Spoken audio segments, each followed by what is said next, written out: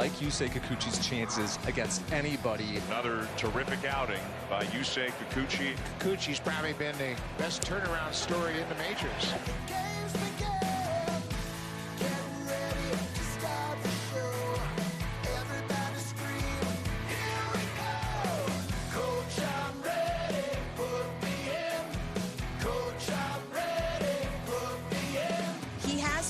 Another workhorse for this starting rotation. For Bassett, already career high in innings, career high in strikeouts. Boy, he's been good. Once again, another terrific outing.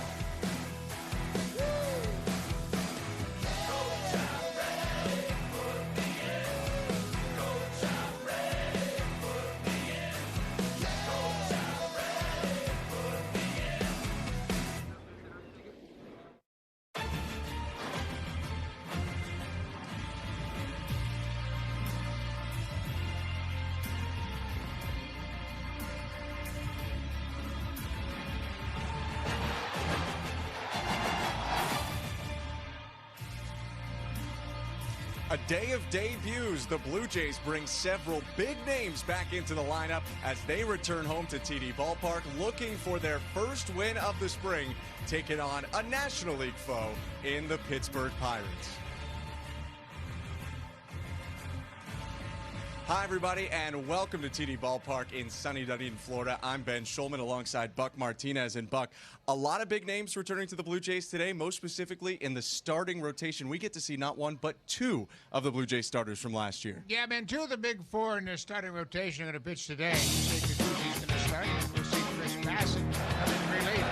Kikuchi had a breakout season last year. In his fifth big league season, he was a winning pitcher for the first time in his career. He set a career high in his pitched as well. And he introduced the curveball back into his repertoire, and that was a huge pitch for him. So this season, he's bringing in the changeup, and we're looking to see that here this afternoon.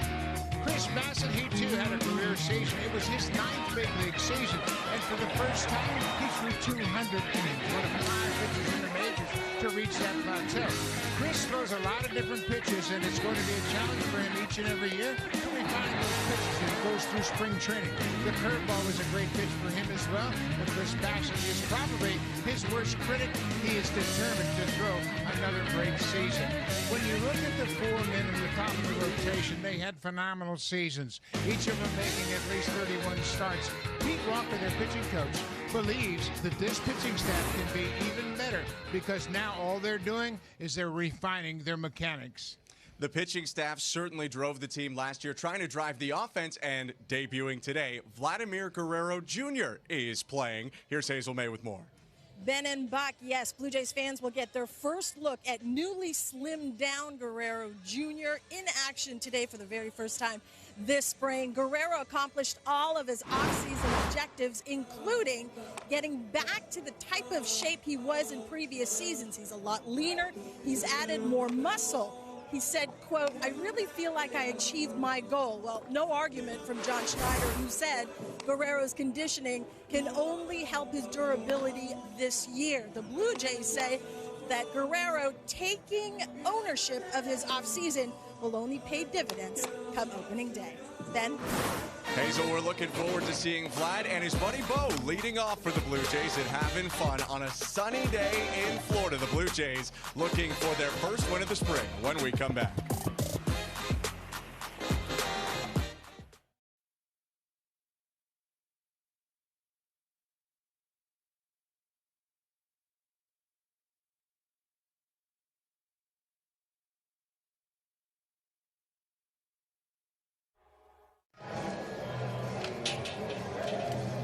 Vladimir Guerrero Jr. is back. His debut in 2024 about to get underway as the Blue Jays take on the Pirates in Grapefruit League action. Ben Schulman, Buck Martinez, and Hazel May here.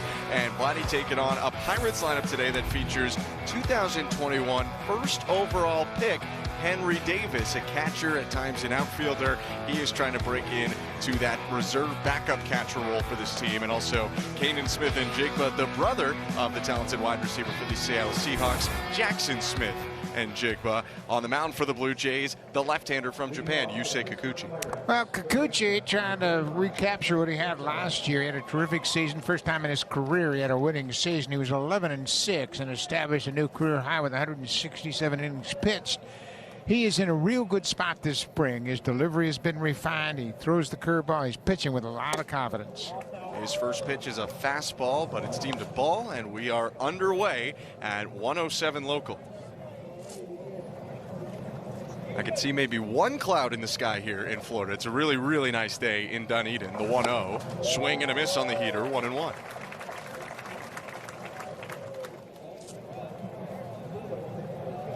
Kikuchi entering his third year with the Blue Jays, and it is just remarkable the difference of what it feels like this spring as opposed to last spring. You're coming into last spring after Kikuchi didn't survive the whole initial season with the Blue Jays in the rotation, ended up being in the bullpen at the end of the year, and we were coming into last spring wondering if Yusei Kikuchi will hold down his starting role. Now this year it's all but guaranteed. 2-1, and he went. But last year, Yusei came into camp knowing he had to win a job in the rotation, and with that, he threw 20 innings in spring training. He threw more innings than any pitcher on the Blue Jays staff, and that got him off to a great start. Not only did he win a job in a rotation, but he had a great month of April.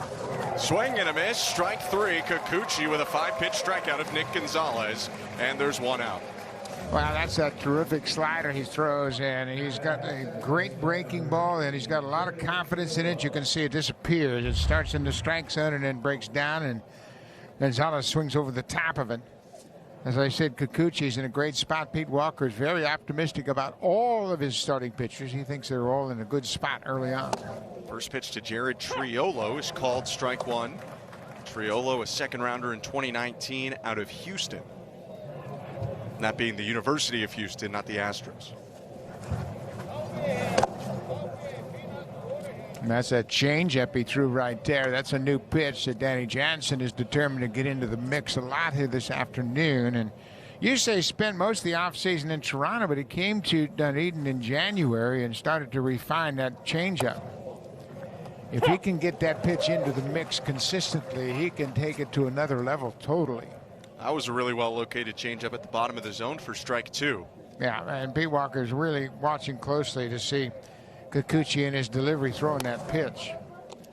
That one got away from him right there. It's the most unusual grip I've ever seen on a changeup, and that's always been a big challenge for pitchers, is trying to find a comfortable grip to throw a changeup with. And it really sounds unusual because a changeup you'd think would be an easy pitch to throw, but it's always the most difficult for pitchers to master. And when you got a good changeup, you have an elite pitch that can help you out of a lot of jams. And for one pitch, in theory, a changeup, there's so many different grips that guys use. Yeah, everybody's different. Everybody has a different feel, different comfort level. High fly ball to right field. Racing back, Cam Eden. That's over his head and off the wall. It's going to be picked up by Nathan Lucas in center, and he will toss it back into the infield. That's a one-out double for Jared Triolo. Well, Triolo's in the mix to make this team as a second baseman. His first double of the spring. He hit 9 doubles last year in 54 games for the Pirates. And you can see he's a big, strong kid. And he's played in the middle of the diamond. And Zobrist is a guy that the Pirates manager, Derek Shelton, will oftentimes compare Triolo to. It's a pretty good comparison. I praise.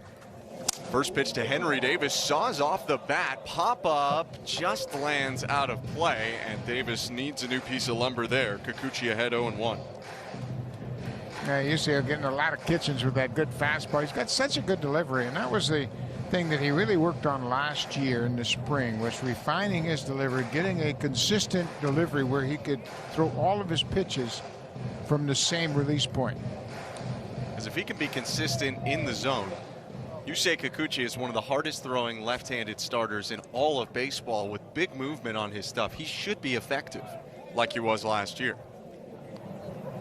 Davis, the 2021 first overall pick, lifts it into foul territory. Guerrero chasing it toward the netting, and he makes the catch. First play of the spring for Vladimir Guerrero Jr. And Buck, a lot of people talking about Vladdy and maybe the shape he's in or the way he's going about certain things from an offensive standpoint. Vladdy also a Gold Glover a couple of years ago too. What do you see from him on the defensive side? Yeah, he's in much better shape. Last year he didn't have a good year in the field, but he won that Gold Glove 2 years ago, and I think he's back to that form again. He's worked hard again. He's in great shape, as you can see, and that's only going to help him out in the long haul. They're going to test out a pickoff move to second for the first time, but a dive back safely by Triola. Edward Olivares at the plate, longtime Kansas City Royal. Played over 100 games with the Royals last year and hit 12 home runs. First pitch fastball misses. Olivares actually an international signing of the Blue Jays back in 2014 out of Caracas, Venezuela, but was traded to the Padres in 2018 in the deal that brought back third baseman Yangervis Solarte. And a miss outside to make it 2-0. Now you can see Kikuchi was upset after missing with that pitch, and you know what, there was a time when he was just hoping to throw it into zone. Now he understands that he can locate it much better because he's got command of his delivery. So he too has high expectations for himself. Pop up on the 2-0. Vladdy calling off Espinal, and he'll make a second put out here to end the inning. A one-out double, but Yusei Kikuchi gets out of it unscathed. Bo Bichette, Guerrero, and Justin Turner when we return. Toronto. Third game of the spring training schedule. We'll hear from John Shiner coming up a little bit later, the manager of the Blue Jays, joining us in the bottom of the sixth. Here's that Blue Jays lineup coming up, and Vladimir Guerrero Jr. is back in it for the first time in 2024. He is going to hit second in between Bo Bichette and Justin Turner. Now Vladdy's going to look at a young hard-throwing right-hander and Randy Contreras, the Pirates starter here today. Contreras, 24 years old, and he's going to be an interesting piece for Derek Shelton in the Pirates rotation. 2 years ago, he made 18 starts, went 5-5. Last year wasn't so good for him, although he did finish up throwing well, and he's come into camp in good shape, looking like he's going to grab a hold of that spot in the rotation. Yeah, if you go back to 2 years ago, his ERA under 4 was one of the better starting pitching performances the Pirates had, but last year spent some time at AAA after struggling at the major league level. Bichette barrels up the second pitch he sees and drives it into center field, cut off by Bay. But Bo picks up right where he left off on Saturday when he had 2 line drive singles. Today he has his first, and the Blue Jays have a base runner for Vladdy. Yeah, it's always interesting how hitters make adjustments to breaking balls, and this is a high breaking ball that Bo stays on and just rips it into center field. I mean, that's a mistake by the pitcher, and Bo is ready. His timing looks great, and he too is in terrific shape this year, much along the lines of this next batter, Vladdy Guerrero. First at bat of the spring for Vladdy.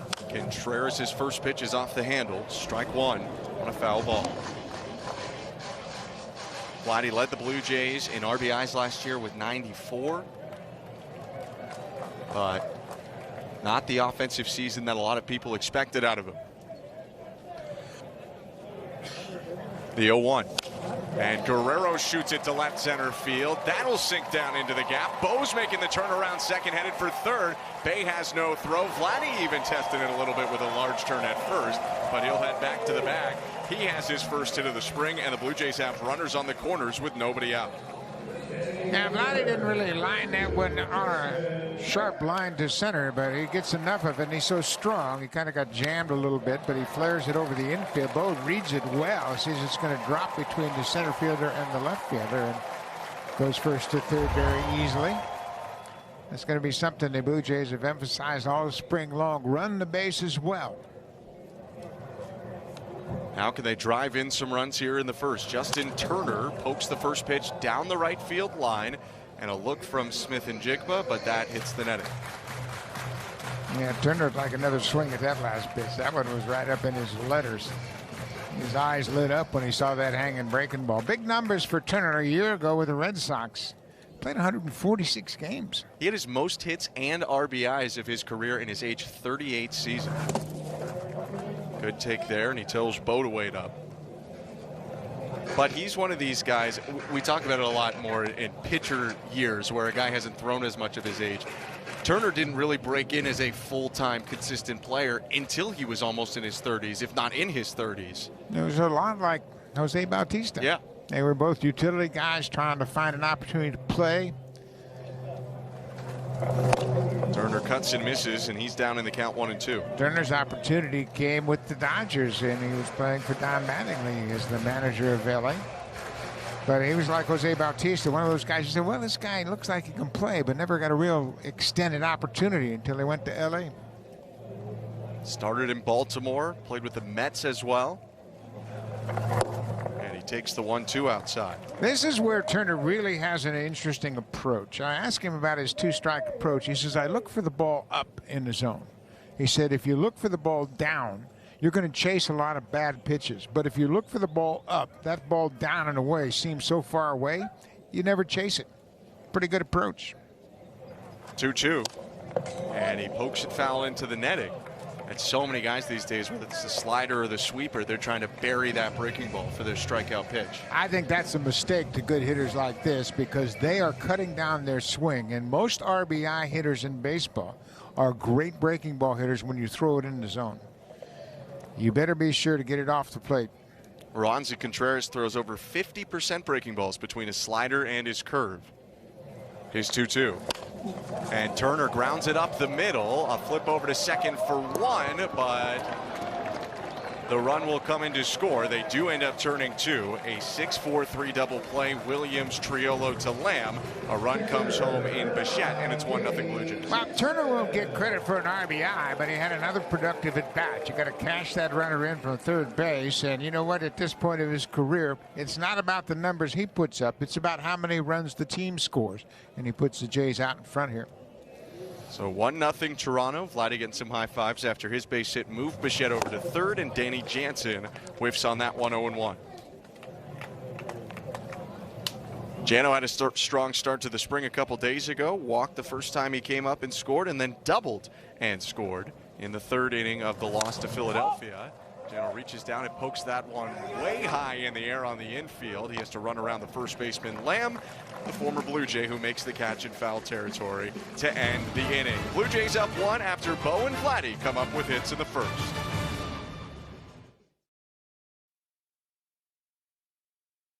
Coming off an outstanding 2023 campaign, Yusei Kikuchi came into the spring with a different mindset. You already heard Ben and Buck say that last year he was fighting for a spot in the rotation. He was constantly competing, and don't forget, he was getting used to the pitch clock. Well, now he has a job, and the confidence, we're already seeing that. John Schneider telling me that last year we were hoping for good results. This year, Yusei is expecting them. You guys mentioned the changeup. Schneider said that is the pitch he will be focused on watching from Kikuchi. In his last live BP, he was working on that changeup to right-handed batters. And Ben, we've already seen Kikuchi throw a handful of them there in that first.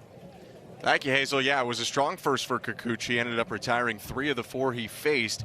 And each spring, he's just come in a more comfortable position in a better spot to improve moving forward as he delivers a first pitch strike to Kanan Smith and Jigba. We talked about it a little bit before the game got underway today. You go back to his first spring before that tough initial season for the Blue Jays. He only showed up days before they started game action because he had signed with the Blue Jays on March 14th. Yeah, and that was a real challenge. You change teams, you come to a new team. First time he was trained in Florida, and he never caught up, and he got off to a tough start.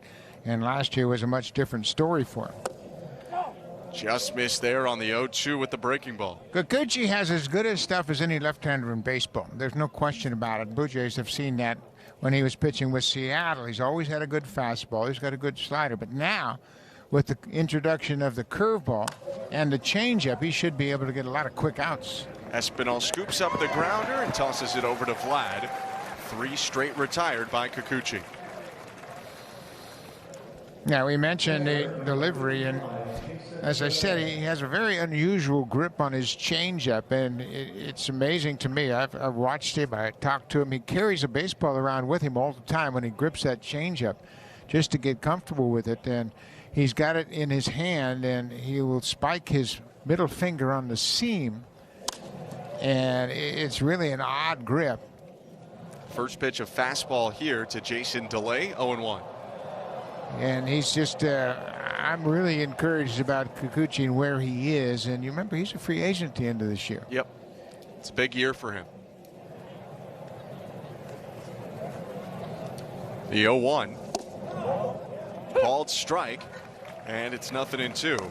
And if he pitches like he did last year and pitches like he's pitching right now, I mean, he is going to be a very attractive free agent for a lot of teams. Yeah.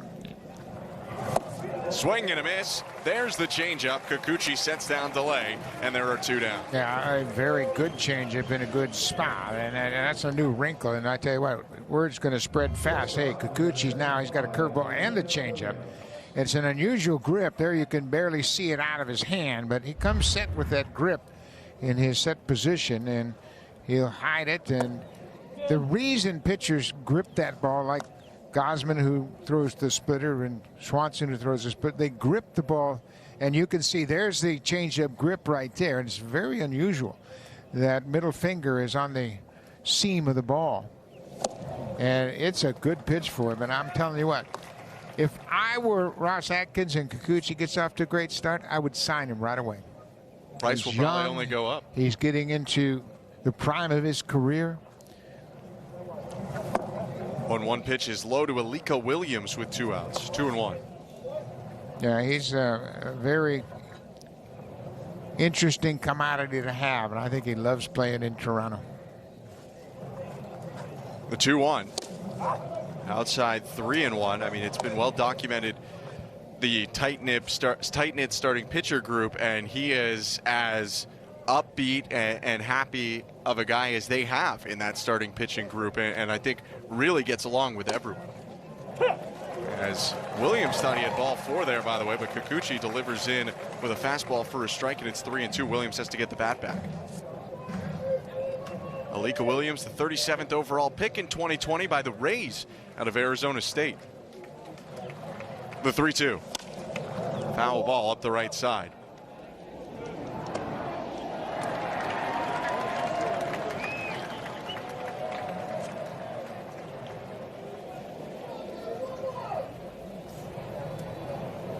Kikuchi with 2 strikeouts and 6 batters faced. Make it 3 strikeouts with a fastball there to freeze Williams and end the inning. A strong debut to 2024 for Yusei Kikuchi. The changeup working and the fastball working as well. Blue Jays up 1-0.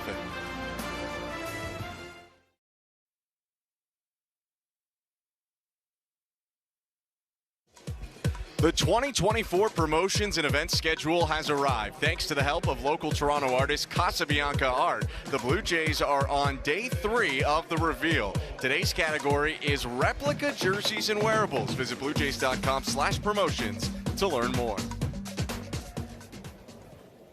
Dalton Varsho leading off against Roansy Contreras, and Contreras misses outside to start the bottom of the 2nd.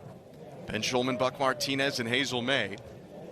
Varsho with a strong start to his spring a couple days ago. 1-0 pitch popped up just back of the shortstop Williams. Strong defender goes out into center field and makes the catch. 1 out. Welcome everyone watching on Sportsnet Pittsburgh today. Pirates and Blue Jays facing off in Dunedin, Florida. Yeah, the Pirates are pretty optimistic about their season coming up, and Contreras has something to do with that. I talked with Derek Shelton, their manager, today, and they've made some nice additions, including former Blue Jay Rowdy Tellez, who's penciled in to play first base, and some of the Pirates are a little surprised what a good first baseman Rowdy is. Well, I don't know, he's got power and everything, but he can play first base. Isaiah Kiner-Falefa takes that one for a ride, but a step back and then in by Kanan Smith and Jigba, and there are 2 outs. Tellez donning the Pirates uniform yesterday. We've seen O'Neal Cruz for the Pirates. I mean, they have a good base of young talent there. Derek Shelton's team, Brian Hayes obviously is one of their strong players too, and they, for the early half of the season last year, had a strong record. They got off to a pretty good start. It just faded a little bit in the back half as Santiago Espinal takes a pitch low. They were 20-9 on May 31st and after a big start, and certainly caught the imagination of the Pirate fans, but they slowed down a little bit. But they've added a lot of good players to the mix. Roldis Chapman, Josh Fleming, Marco Gonzalez, Martin Perez, as we mentioned, Edward Olivares, Rowdy Thus. Billy McKinney's here today. He's probably going to get into a game. He's a former Blue Jay as well. A few more well-traveled guys over the last couple of years than Billy McKinney. Played for the Yankees last season. Josh Palacios had some big at-bats for the Pirates last year. A couple of big pinch hit home runs. Braxton Ashcroft getting loose for his opportunity today. Santiago Espinal is going to take a 4-pitch walk here with 2 outs. So Nathan Lucas will get a chance at the plate with 2 down and a runner on. Yeah, I think you look at the pitching too, and there's a lot to like on the Pittsburgh side. You know, they just locked down Mitch Keller for a while. Martin Perez is obviously a known quantity, as is Marco Gonzalez. They traded for Bailey Falter last year, sending Rodolfo Castro to the Phillies. They have a lot to work with there and have a chance to be more consistent this year in a division that's pretty up in the air. Yeah, it's very winnable, that's for sure. And they've got a lot of ground to make up. They won just 62 games a year ago. But there's no real juggernaut teams in the NL Central. Lucas takes a pitch inside. 5 straight balls here for Roansy Contreras, who gave up 2 hits to start the game, but then had retired 4 in a row before walking Espinal. 2 out walks will drive managers crazy, especially at the bottom of the order. When you're dealing with 7, 8, 9 in the order, you give that guy 4 balls, and then you just ask yourself for trouble. Now he can't find his zone. Here's where Lucas can really keyhole, look for something he can hit hard and do some damage. He got a little pop. At the AAA level, Lucas has displayed some power to hit home runs. Lucas with a big cut and a miss. He was trying to use all that power he had in there, and I don't blame him. That's the kind of swing you want to see when a hitter's got a count in his favor 2-0 early in the ball game. Turn it loose. Try to do some damage. See if you can't score that guy from first. 5 home runs for Lucas at AAA last year in 50 games, 11 home runs in a full season in 22 at AAA. Espinal leaves, and a liner over the shortstop into center field. Espinal easily goes first to third, and the Blue Jays have 2 on here with 2 outs. Hit and run from Toronto. Well, anytime you fall behind a hitter, you give him so much more of an advantage. He has more information. Lucas didn't hit it that hard, just hit it off the end of the bat. But Espinal, who was running on the pitch, moves first to third. A 2-out opportunity here for Cam Eden. Eden, the 9-hitter and right fielder today, 25-year-old. Played 5 games with the Blue Jays at the end of last season and led the organization in stolen bases last year. Pitch outside. Now here's a young hitter. He got a little bit of an opportunity last spring and got up to the big leagues to make his debut last year. But, you know, you want to do something to catch everybody's attention, but you got to get a good pitch to hit in this situation. Bo Bichette waits on deck for the Blue Jays.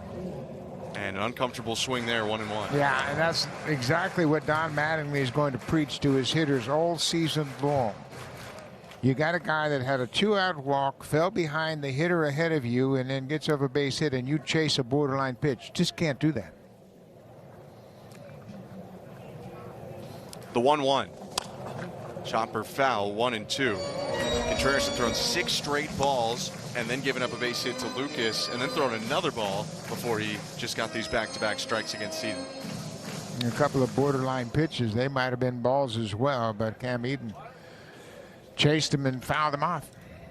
Now just trying to put something in play here with 2 outs. Espinal on third, Lucas on first, and a lot of speed at the plate. And he takes that one away. 2 balls, 2 strikes.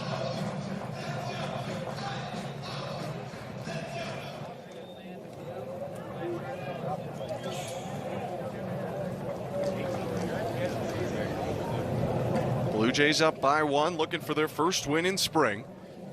Chris Bassett likely to come on for Toronto in the third. And Eden gets it off the end of the bat, looping to right center. That lands for a base hit. Espinal scores. Up to third is Lucas, and Cam Eden fights back from down 1 and 2 to put up an RBI single and double the Blue Jay lead. Yeah, that's a lesson for a young pitcher. You get down to the 7th spot in the order and you walk him with 2 outs. You're just asking for trouble.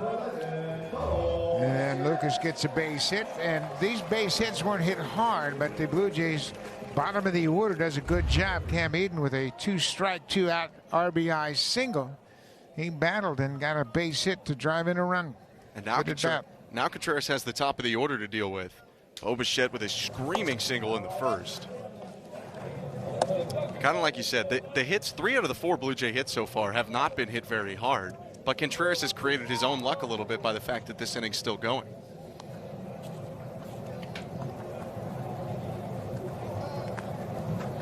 The 1-0. Peel down to first. No swing says Dan Iasonia. And it's 2-0.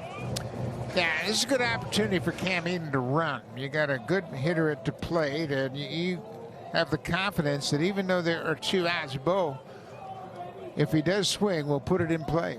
53 stolen bases at AAA last year for Eden, who's going to take off after the pitch is in the dirt, throw to second, not in time.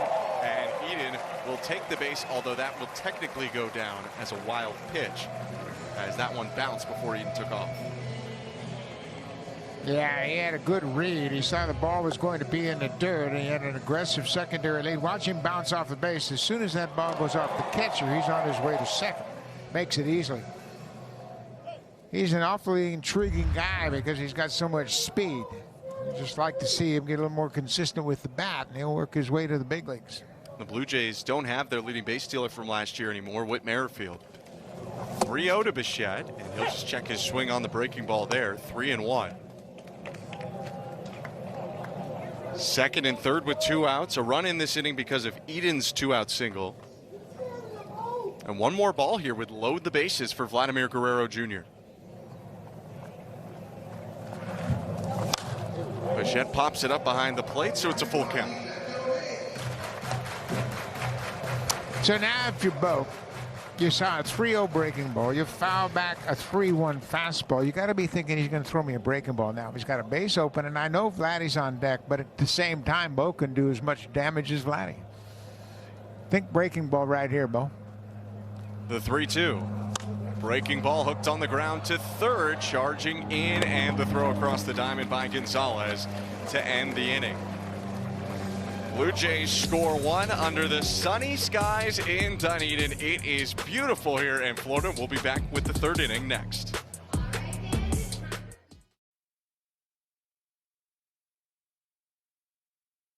Alexander Ovechkin and the Washington Capitals host the Ottawa Senators on Monday Night Hockey tonight, 6:30 Eastern, 3:30 Pacific on Sportsnet. New pitcher into the game for the Blue Jays after 2 strong innings with 3 strikeouts from Yusei Kikuchi. Right-hander Chris Bassett comes on to face the former Blue Jay, Jake Lamb.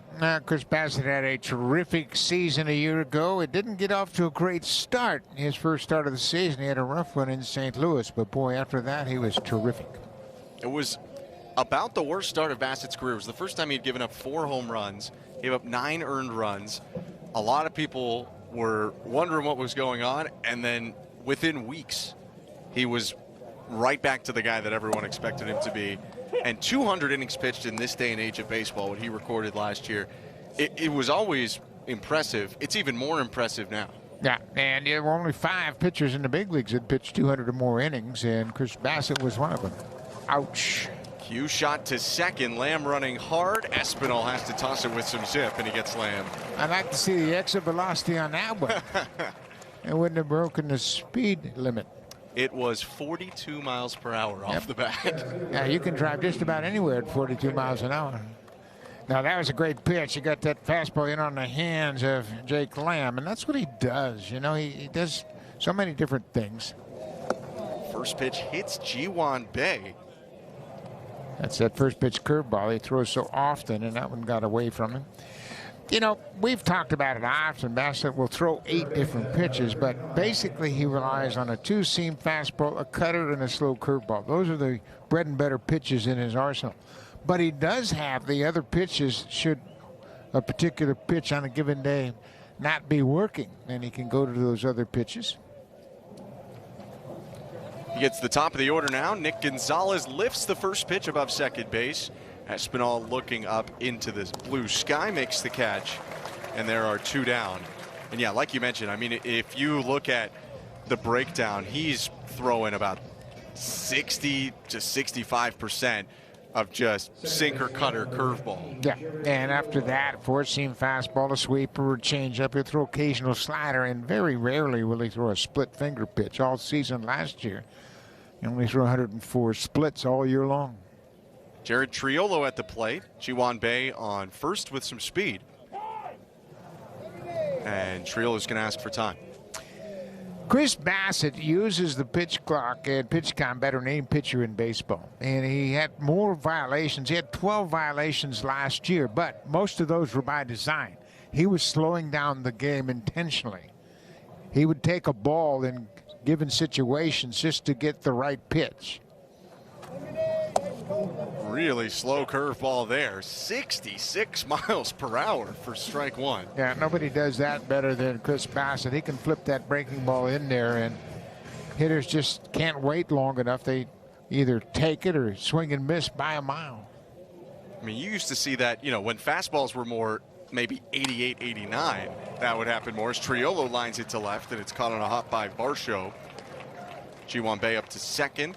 And they're 2 on with 2 out. You might see guys throwing 67, 68 on their curveball when velocity was down more in general. But these days, I don't know if there's anyone that will throw the breaking ball that slow like Bassett will. No, and you know, he knows how to use it. He knows when to use it, and I'm sure giving up that base hit, he wanted to get that fastball inside a little bit more than he did to Triolo. So a single and a hit batter this inning, and the first pitch to Henry Davis called strike 1. Henry Davis from New York State was the perfect game player of the year in New York coming out of high school, went undrafted. Fast forward 3 years later after his Louisville career, and he was the first overall pick. And a great block there by Jansen. Not only did he slide in the way, but he picked that ball clean off to his right. And Danny has done a great job of improving on blocking balls. You could see how far he went to his right and actually got a glove on that ball that bounced well in front of home plate.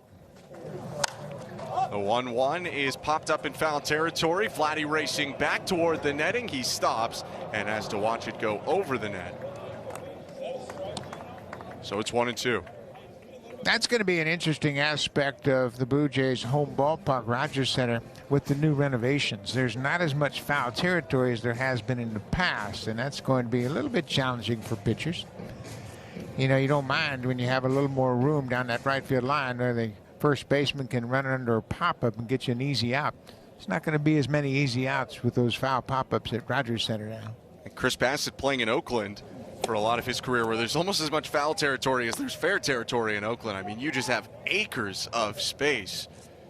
And he often at that point in time would have seen former Blue Jay Matt Chapman run out into that huge left field line and make catches.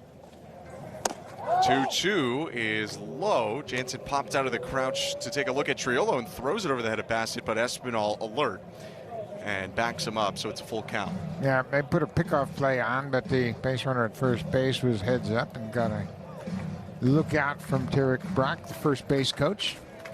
Brock at first, Mike Rebello at third. Runners will be off on the full count 2-out pitch. Bassett delivers, and Davis lines it to short. Cut by Bichette on the backhand side. Hot shot, but Bo stands in to make the play, and Chris Bassett has a scoreless first inning of his spring. Bo Bichette flashing the leather at short for the first time in 2024.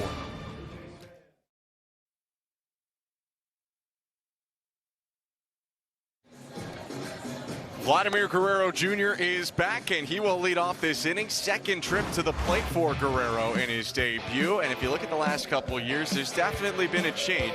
that 48 home run season to lead or tie for the lead in the American League. Last year was a far cry from that with 26 home runs, but Vladdy obviously looking a lot different this year. And Buck, the thought is that we're going to see a different product, maybe not near 50 home runs, but we're going to see more from Vlad is the expectation this year as he pops one up in foul territory out of play. Well, the challenge is that, you know, Vladdy put up such a big year in 21 when he finished second in the MVP to Shohei Ohtani, and he was an all-star, silver slugger. He hit 48 home runs, and then the home run totals have dropped ever since. Some of that has to do with the ballparks, obviously. They played some games here at TD Ballpark, and the majority of their games at Salem Field in Buffalo. But Vladdy himself, he feels much better. And, you know, he was carrying some extra weight. You don't move as freely as you should when you're packing on that extra weight. I think he's in a good spot right now. Here's the 1-2 from the new pitcher, Braxton Ashcraft. It's outside, 2-2.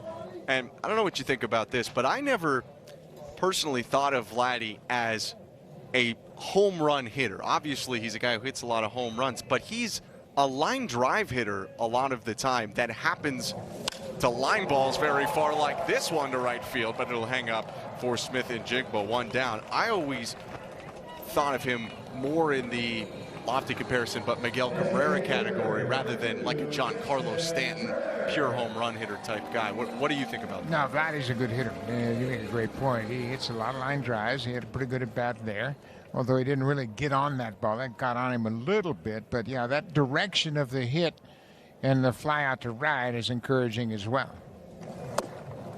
Justin Turner a little bit frozen on that pitch. It's strike one for Ashcraft. Turner, a guy who's hit 30 home runs in his career.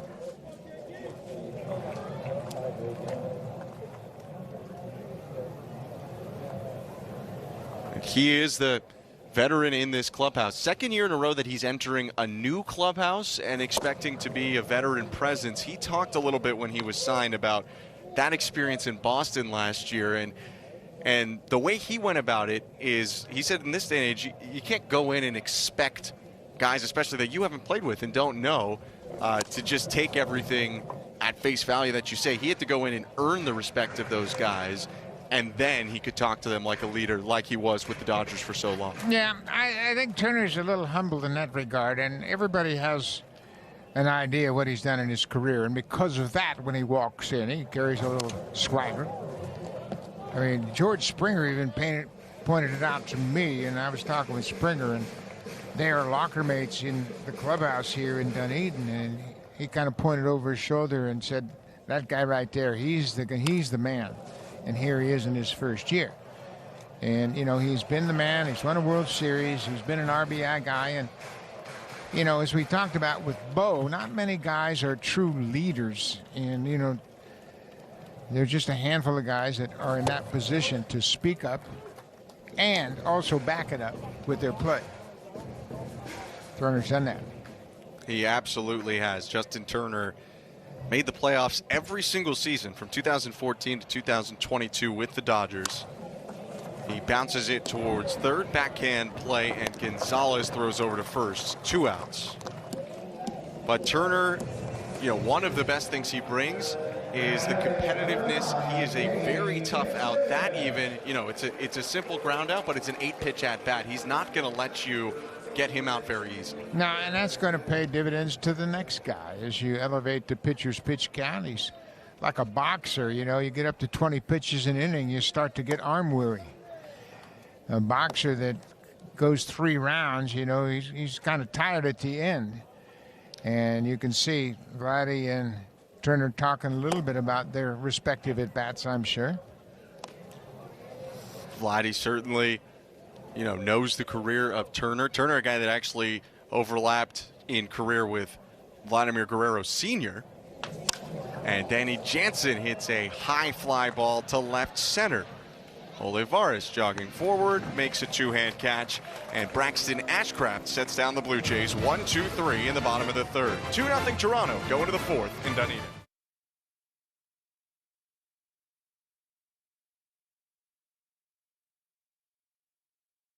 The mound this afternoon. He threw a career-high 200 innings last season, and he credits the Blue Jays training staff for keeping himself and everyone else healthy.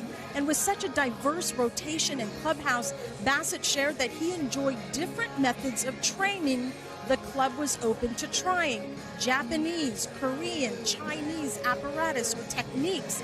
There's a lot to learn from other cultures, Bassett said. Now, he said, we did lose Hyunjin Ryu, and then joked, guys, we still have his machines, and we're going to all use it again. Ben? Well, Hazel, I feel like Hyunjin might be invoicing them at a certain point there. He's got to get those machines back. And it was notable, Chris tweeted out a couple days ago when Hyunjin Ryu ended up signing in Korea, a long message about what it was like to play with him. And they were just together for one season of Ryu's 4 years here.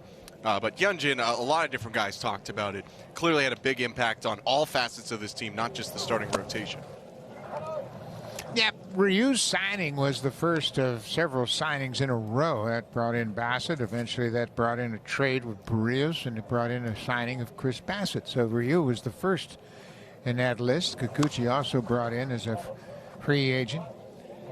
So, yeah, Ryu had an impact with this team, not only the pitchers, but the position players as well. And we certainly want to wish him well in Korea, back to the team that he started with. Yeah, pretty fun.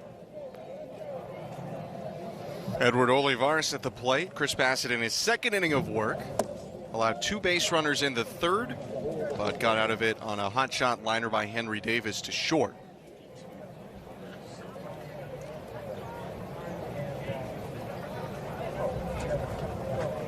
Here's Bassett's 2-1. Just a little bit low there with a fastball. And it's 3-1. And do you think it, for Bassett, we talked about so many pitches for him. Do you think it is tougher for him to get the feel back for everything as the ball's bounced up the middle? Espinal throws over to first, 1 down.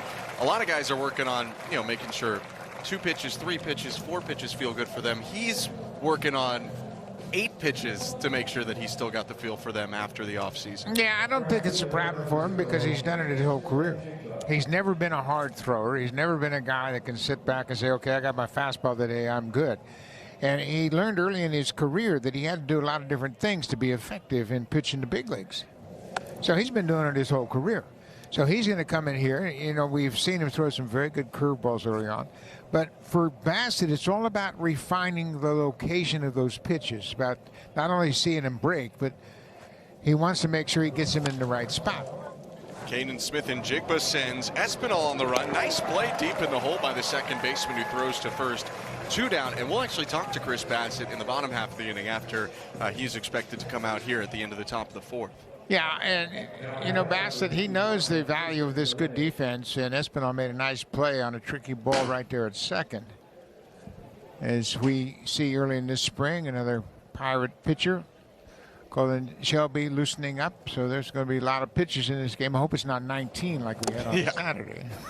27 runs, 19 pitchers.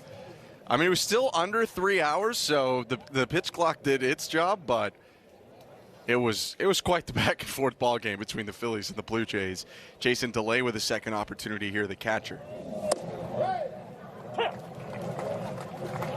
But, you talk about Bassett and what he does, and every pitch he throws leads him to a decision on what to throw next. It's always about sequencing and what the batter's reaction was and just what he sees from the hitter. I mean, he probably less than any pitcher in the rotation will rely on a pre-game scouting report.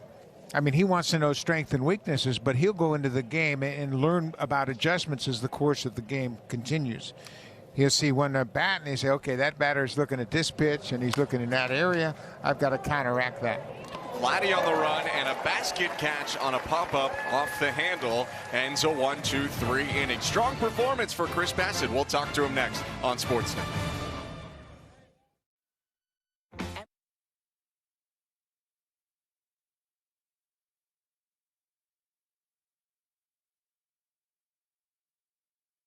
Selby in the game for the Pirates after his first year of Major League Baseball back in 2023. Selby from Chesapeake, Virginia, and comes from a very unconventional route. Played at Randolph-Macon College in Ashland, Virginia, a D3 school that's produced 3 major league players ever and none since 1967 until last year when Selby pitched in the major leagues. And it is, Buck, one of the cool things about baseball. It's not like football all the time where it's the Alabamas, the Auburns, the LSUs. Division III baseball, junior college baseball, you will find guys from a lot of different spots. Yeah, and there's no reason that you can't come from a D3 school or a junior college. I mean, as long as you're playing, you've got a chance to be discovered.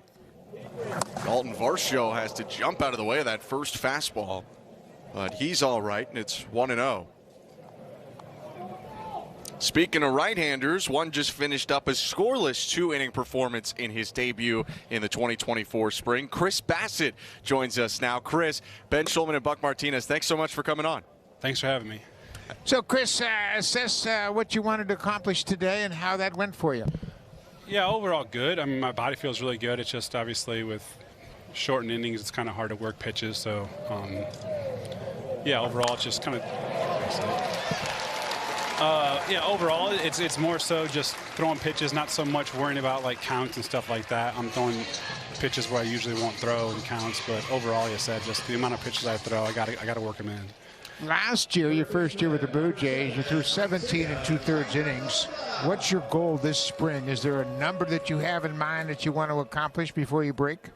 No, I mean, I think it's more so like Snides and Pete in the front office, and obviously myself, kind of working and just where my body's at, what we need to be ready for the season, and obviously thinking long term of kind of what I need to do or not do in spring to make sure that I can kind of be ready for late in the year. Chris, you guys as a pitching staff have tremendous chemistry, but how does it help you getting ready for the 24 season now that you have a season under your belt with Jeff Ware, David House, and Pete Walker? Yeah, obviously a lot. I think, I mean, people talk a lot about our pitching staff and how we really can't do much better than last year, but I think we can do a lot better than last year, to be honest with you. And I think the biggest thing, like you said, is just being comfortable with each other. I think, obviously, last year, like Jose getting back in rhythm of what he is, like what we all expect him to be. Kikuchi doing the same thing, and now I think we have a very confident group, and then obviously a very close group. Chris, how do you tackle this offseason? Because each of the last 3 years, you set a new career high in innings pitched. Are you doing different things to manage your arm with the fact that you have pushed it to a new level each of the last 3 seasons? Yeah, I mean, for sure. I think it's just being comfortable, understanding how long spring training is and what I need to do to kind of have my body physically ready to be ready for spring. And not overdo it. I mean, obviously, when you're young, you want to impress a lot of guys early in camp. You want to be throwing really hard, and you want to kind of show off a little bit. But now I'm pretty comfortable with myself, and obviously with the guys on the team, and they understand that 35 years old, I can't really do what I'm doing at 25 years old. So overall, I would say it's just being comfortable. I like the 35-year-old version of Chris Bassett. Yeah, me too. 35 knows how to pitch. 25 had no clue what he was doing. Let's talk about your catchers a little bit, because I think they don't get as much credit as they deserve. I know you started out the season throwing a lot to Danny, but then at the end you threw a lot to Kirky. How did that relationship improve over the course of the season? Yeah, great. I mean, I think with Jano and Kirky, I mean, it's just I've always talked to them, and I've preached to them. I preach to a lot of the pitchers. Like, you have to understand kind of your misses. You got to understand like your damage kind of thing.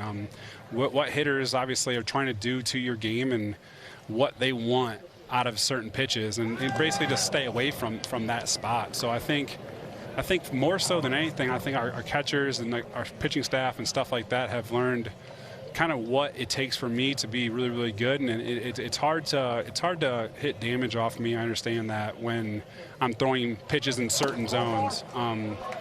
So I would say more so it's setups, more so it's count oriented of what pitches work, what they don't work, and just staying out of those like stupid mistakes more than anything. And I think the catcher's understanding my game now. I think they're able to guide me kind of out of those mistakes. Chris, speaking of your teammates, Yusei Kikuchi just won. He was showcasing a bit of his new changeup. Obviously, you just came in last season, but he broke out. What do you think of him as a pitcher and as a personality with you guys? Yeah, I mean, I think people don't realize how funny he is and how energetic he is. I mean, obviously, super hard worker. Loves the craft of baseball. Loves what he does. But like I said, the comedian side of him is, I would say, the biggest part that people kind of miss. With this team, obviously, and you talked about it a little bit, and Pete Walker is on your side as far as that goes. He thinks there's a lot of upside in your pitching staff, even though you had great years last year. There's even more that he expects from you pitchers this season. Yeah, no doubt about it. I think we're not trying to duplicate last year. We're trying to be a lot better than last year. I think we have the guys to do it. We have the arms to do it. And like I said, now being comfortable with each other, having a lot of confidence from last year, understanding our games better. I really think we can take it to a whole nother level. Now it's just doing the smart things in the weight room and the training room to make sure we just stay healthy. And I think that's one of the biggest things that can kind of get in our way is health. And I think we do one heck of a job of kind of staying in front of that. Got to keep your eye on the ball, Chris, as you always know. I got it. You know, Chris, I've been around pitching staffs for a long time, but this pitching staff, to a man, starters, relievers, minor leaguers, you guys seem as though you're anxious to share information and pass on your experience to some of the younger guys in camp. How effective is that, do you think, for an organization where you could have a pitcher from A-ball sitting talking baseball with you and Gosman over the course of a spring? Yeah, I think we have a very unique group where we had a lot of meetings, obviously, so far, and I think kind of the message has always been like, yeah, we have a lot of veteran guys, but I'd say the biggest thing is we kind of have all the boxes so-called checked. Like, if you speak Japanese, we got someone for you. If you speak Spanish, we got someone for you. If you're working on a splitter, we got someone for you. A sinker, we got someone for you. Curveball, I mean, I always throw almost every pitch, but unless you got a knuckleball, we got every base covered. So yeah, we have the personalities that truly care about everyone here, and not just that. I would say the biggest thing is we genuinely have the power pitcher, we have the finesse pitcher, we kind of have everything kind of checked. So whatever your game is, I kind of think we have it covered. You know, I think R.A. Dickey was in camp in the minor leagues, so we got knuckleball covered too. Yeah, he was. I saw him walking around. I was like, okay, stick around, and then we got every box checked. Chris, you know, there's been a lot of talk around the team so far this year. You know, a renewed sense of, you know, maybe some seriousness and some motivation to go out and do what you guys have been expected to do. A lot of that talk on the offensive side, but are you feeling that kind of attitude shift on the pitching side of the team as well? Yeah, I just think for whatever reason, I think a lot of people think that we're going to take a step back as a pitching staff. And I'm not saying Blue Jays fans or you guys by any means. I'm just thinking nationally. And I think Bo said it best a while ago. I think I saw a quote where he said something like, we're kind of doubted for the first time in a while. So I truly look forward to that. I think that's kind of better than trying to live up to so-called expectations. People doubting you, it fuels a fire in you, which I really enjoy. Winning is hard. Winning championships is extremely hard, but I think with Bo speaking out, and I know there were a couple of pitchers, Kevin got up and spoke early on in the spring, it seems to me like in years past, and I've been on teams, you've been on teams where pitchers and position players are separate, but this seems to be a total 26-man unit together with one goal in mind. Yeah, no doubt. I think that was a big thing last year. As I thought pitchers kind of worried about pitchers and hitters kind of worried about hitters, and obviously we cared for each other off the field. But I thought we kind of separated ourselves in the aspect of kind of, like I said, just pitchers. Just let's focus on each other. But now I think it's more so we're gonna erase that line and say, hey, like we're gonna help both sides. Hitters are gonna help us. We're gonna help y'all. And we're kind of all in this together. So if we're going to go down, we're going to go down together. And if we're going to win it, we're going to win it together. Chris, we are excited to see you guys do it together. Great job today, and thanks so much for joining us. Thank you all. Thanks, Chris. That is Chris Bassett, right-hander, starter for the Toronto Blue Jays. 2 scoreless innings, gave up 1 hit and forced 3 ground balls, not to mention 2 pop-ups. The Blue Jays, while he was talking, a Dalton Varsho single, an IKF walk, and an Espinal walk. Lucas just struck out, but Cam Eden finds himself in a run-producing opportunity for the 2nd time today. He singled in the Blue Jays' 2nd run back in the 2nd. Eden in a hole now, though, as Selby hits the zone twice to make it 0-2. Chris Bassett was refreshing with all of his comments and very, very interesting. I thought it was interesting his last point, how the pitchers and position players are on the same page this year, and that's a huge aspect of how you start to think about winning. You can imagine, I mean, they're separated in so many ways, kind of like a football team where there's the offense and the defense. It's not like the pitchers are out there taking ground balls at shortstop and you know, talking with guys during the drills and the training that they're doing. They have to find time in the clubhouse to really make sure that that bond is together.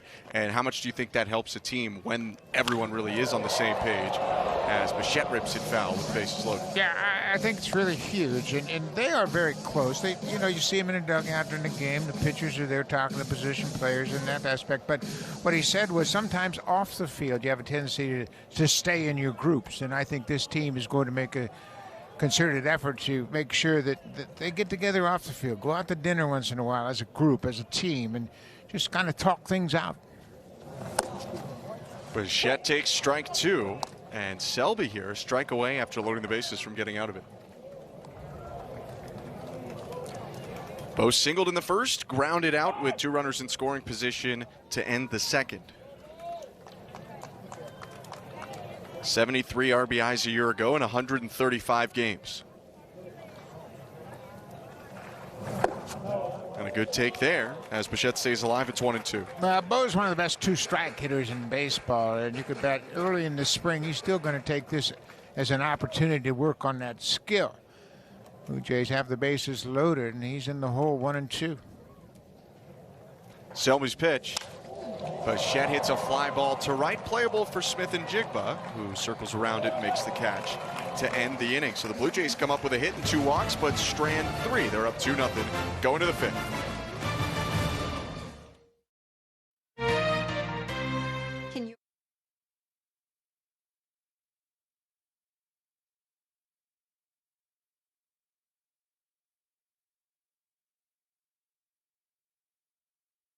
Giveaway items. Check out the Jano Bundle. The first 15,000 fans on April 29th will receive a Danny Jansen new blue replica jersey and replica glasses. Visit BlueJays.com/promotions to learn more.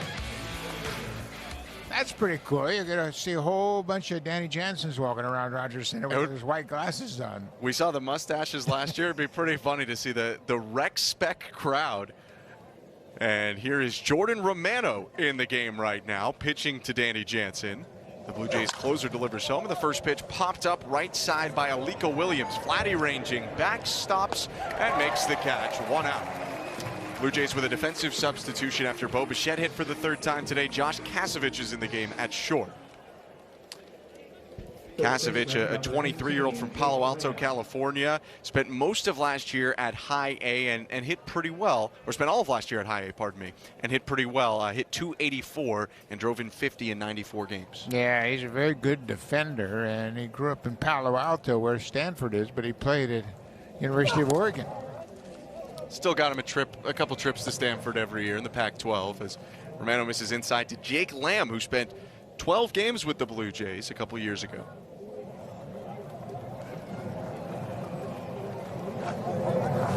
Next pitch is lined by Lamb to left, and Varsho is on it. 3 pitches, 2 outs here for Romano, who is coming off another strong season as the Blue Jays closer. He has just been racking up saves recently. Had 36 last year, 36 the year before that, all-star in both of those seasons. Yeah, this is always a challenge for relief pitchers, especially closers, to get ready for the spring. Last year, he only pitched in 8 games through 7 2/3 innings all spring long. But G1 base strike. He would like to have quick innings, and for me, that pitch right there is a huge pitch for him. That first pitch strike with a fastball.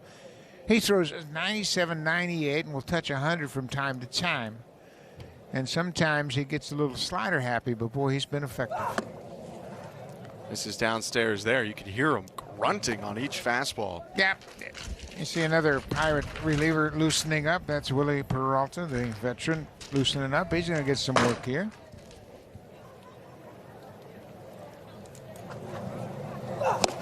Swing and a miss. Another hard fastball at 97. This is the first time he's thrown in a game, so to be up at pretty much mid-season velocity is impressive for Romano. Yeah, watch this slider. You're going to bury this slider in the dirt and might get a swing and a miss. No, another fastball upstairs. He's got his grunt in good shape. Yeah, man. He sounds like he's in the final of the U.S. Open or something playing tennis right now. Sounds like Robbie Ray. The 2-2. Check swing tapper. That time he went with the slider, but just didn't get it low enough. Yeah, Jordan will throw two sliders. He uses the slider with the same grip, but he kind of thinks fastball when he wants to throw that hard slider and just cuts it. And then he'll throw that deep slider. He wants to go straight down. That's the one he'll get a lot of swing and misses on. 2-2 fouled back by Bae out of South Korea. Jordan's had a busy week, by the way. He's opened up maybe about 1 million packs of baseball cards. You walk in the clubhouse. I went over to check out some of them, and they have some extra drawers, and they're just cards spilling out of his locker. Swing and a miss on the elevated fastball in a 1-2-3 inning for Romano. Halfway through this ball game, Blue Jays up 2-0 in Dunedin.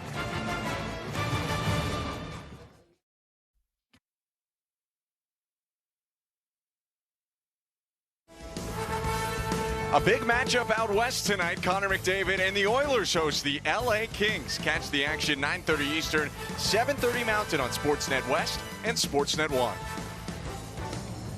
Bottom of the fifth inning, Wiley Peralta into the game for the Pittsburgh Pirates, and the Blue Jays have the middle of the order against Willie Peralta. It's Vladimir Guerrero Jr., Justin Turner, and Danny Jansen.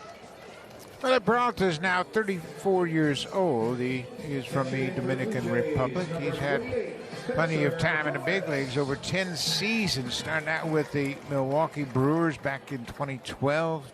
Did not pitch in 2020, and then pitched the last 2 seasons. Didn't pitch last year. His last 2 seasons in the big leagues were 21 and 22 with the Tigers. Well, that's not Vladimir Guerrero Jr. It's a pinch hitter. Spencer Horwitz is into the game. So Vladdy ends the day 1 for 2 in his debut, and Horwitz now in and likely going to play first base as well.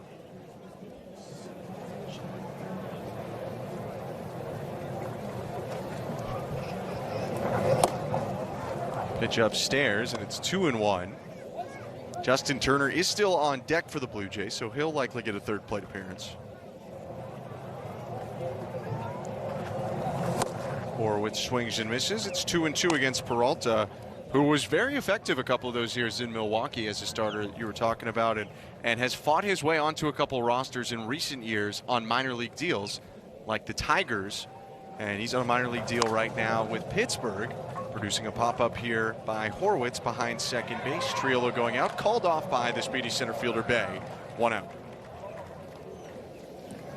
Yeah, Babe did a good job of calling off the infielder, but you're right about Peralta. He had a 17-win season in 2014 with the Brewers when he made 32 starts, and he was a regular starter for them. Boy, this is an interesting guy. Chad Green.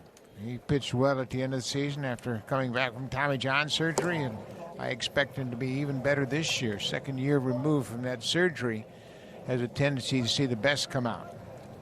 And he was a big guy for the Yankees before that injury. Turner takes 2 pitches out of the zone. It's 2-0 in favor of Justin Turner.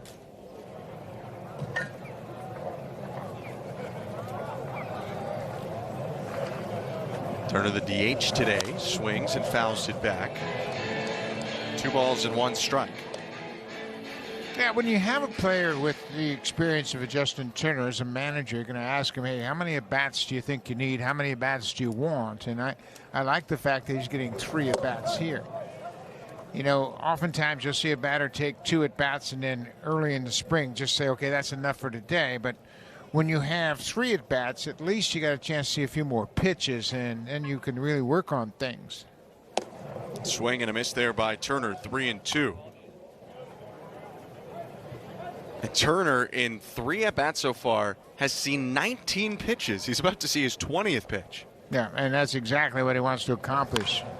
He barrels up that one to center. Bay racing over toward left center, racing back, and it's over his head. Turner jogging around first, and he will stride into second. We'll see what the scoring is, but it might be a double here for Justin Turner. G1 Bay took a bad route to that baseball, and, you know, he split his time between second base and center field last year for the Pirates, but he gets a real flat angle and tries to run directly across to his right. Watch how he moves after this ball. He's too shallow right there. And then the ball carries, and he can't recover in time. It's over his head. It should be scored a double. He misplayed that ball, and that should have been a routine out. Turner is being pinch ran for. Brian Servin, the catcher out there, in the DH spot. Here's the starting catcher today, Danny Jansen. They will rule that a double, by the way.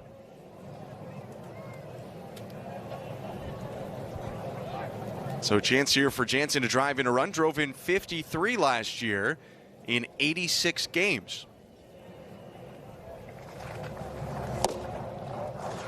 Outside 2-0, and Jansen with, you know, a catcher is never going to play, or unlikely to play 162 games, but Jansen with some numbers there that if they were over maybe 110, 120 games, he could have been a 25 to 30 homer guy, maybe 80 RBIs if they can keep him in the lineup. I mean, he's even a guy that you'd like to DH on some days potentially if you have the spot open, because he can do so much with the bat. Yeah, Danny has really refined his approach at the plate. He simplified things, thinking about staying on the left side of the diamond, not trying to hit anything to the right side too often, and that's where his power is. You know, he had 15 doubles and 17 home runs a year ago and had very limited at-bats, and he got hit on the hand again, and he's had a couple of broken hands over the course of his career. The 3-1. Jano takes ball 4. You know, the Blue Jays last year, they didn't score as many runs as they had hoped they would. And a lot of it has to do with not being able to add on runs. And this is what Don Mattingly and Guillermo Martinez, the hitting coach, want to preach to the hitters is, hey, don't sit back just because we have a lead, especially in the AL East where these potent lineups are. Keep adding on to the runs, especially when you get into the middle of a team's bullpen. Pinch runner for Danny Jansen, by the way. Max McDowell is into the game at first. We'll see if Dalton Varsho here can help the Blue Jays get some tack-on runs. Varsho with 3 RBIs on Saturday.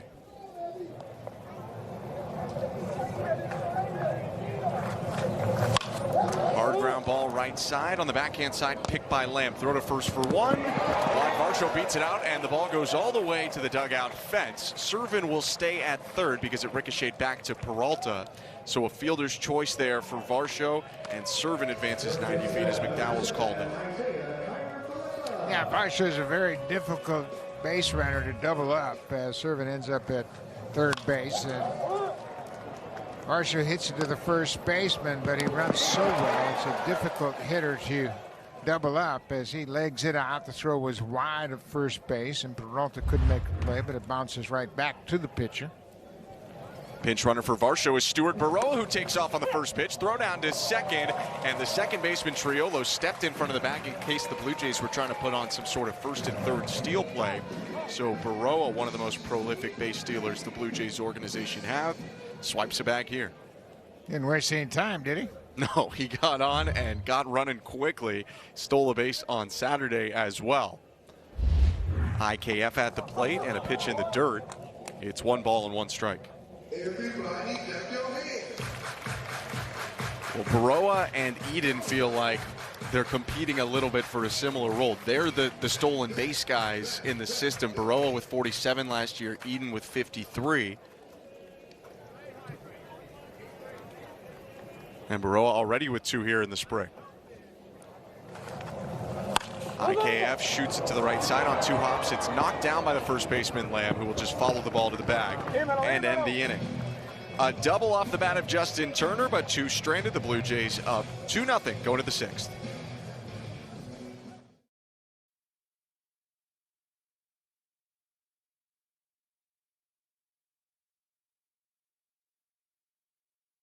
Wrap up the May-long weekend at Rogers Center with a special giveaway dedicated to our Canadian closer. The first 15,000 fans on May 20th will receive a Jordan Romano blue replica jersey. Visit BlueJays.com/promotions to secure your tickets.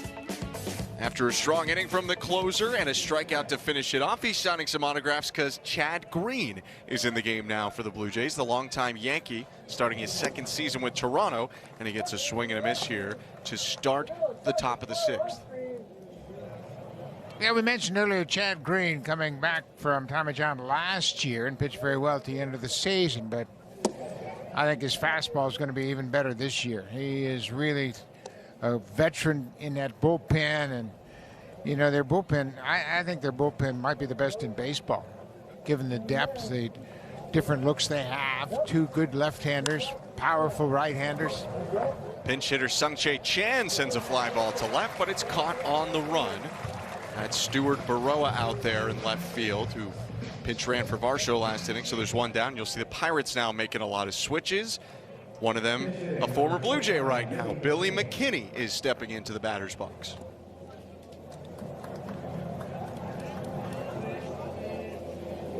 Yeah, Billy McKinney's bounced around a little bit. Came to the Blue Jays originally from the Yankees, and then went back to the Yankees, and he's had some time in Oakland and just moved around. Had a chance to catch up with him a little bit. McKinney hit 12 home runs for the Blue Jays in 2019, the most he's hit in his career. By the way, we'll talk with manager John Schneider coming up in the bottom of the 6th inning.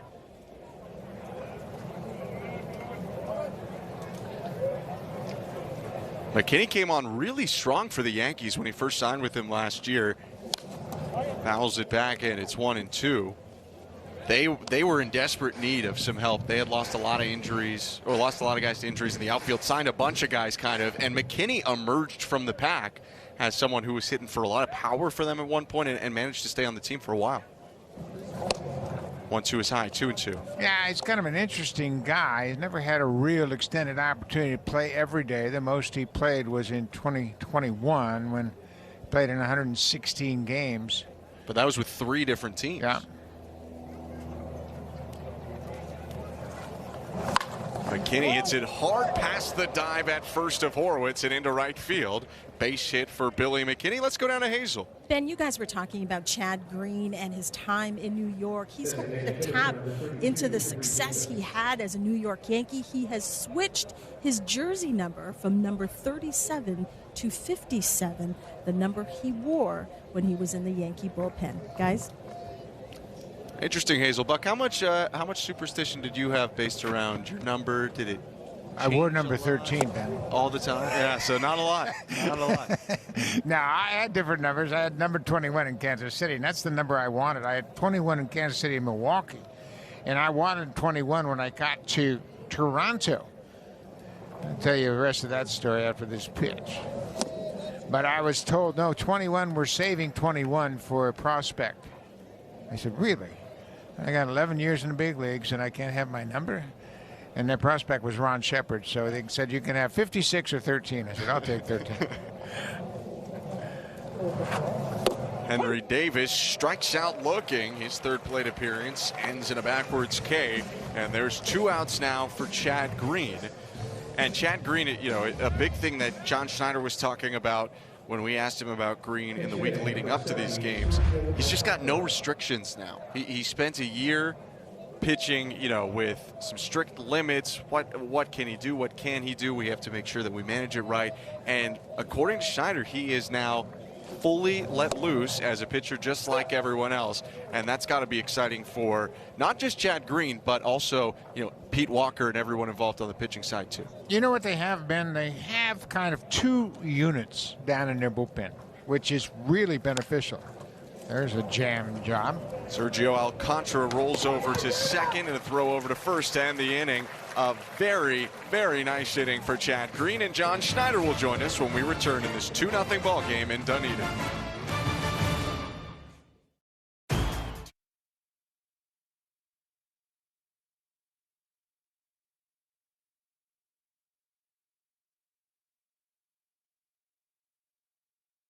Sullivan into the ball game for the Pittsburgh Pirates. The right-hander takes over. It's 2-0 Blue Jays, bottom of the 6th. Ben Schulman, Buck Martinez, Nasal May, and we have the pleasure of being joined by Blue Jays manager John Schneider. Schneider, thanks so much for coming on. You bet. What's how you guys doing? Ben, Buck, great to talk to you guys. We're doing a little bit better than we were on Saturday. Obviously, the different role of pitchers you're running out there today. Give us your assessment of what you've seen from your pitchers so far. Yeah, Pete's doing a little better than the last couple of days too right now. I mean, I think kind of, you know, with you saying and Chris, kind of exactly what we were hoping for, delivery-wise, pitch-wise. Just really encouraged with kind of where they are physically this year as opposed to last year too. So good inning from Jordy, good inning from Chad, and you know, turn it over to Jimmy, Timmy, and Cabby here the last three. And John, we just mentioned the fact that you almost have two complete different units down there in the bullpen. How you can have one core pitch one night and that next core can pitch the next night and you don't lose a thing. Yeah, man, that's a luxury. You know, I think that we've kind of raised the floor of our pen, you know, so much over the last couple of years, and a lot of the guys that have pitched in the ninth inning, really, and in high leverage spots. So it is nice. Hopefully, it can kind of, you know, ease the workload of some of our regular guys, especially early. But yeah, it's nice that you can match up, you know, with a couple lefties. Then you got different looks from the right side too. This is your second full spring training camp. Give us your assessment of how camp has been to this point. I know it's awfully early, but you've accomplished a lot.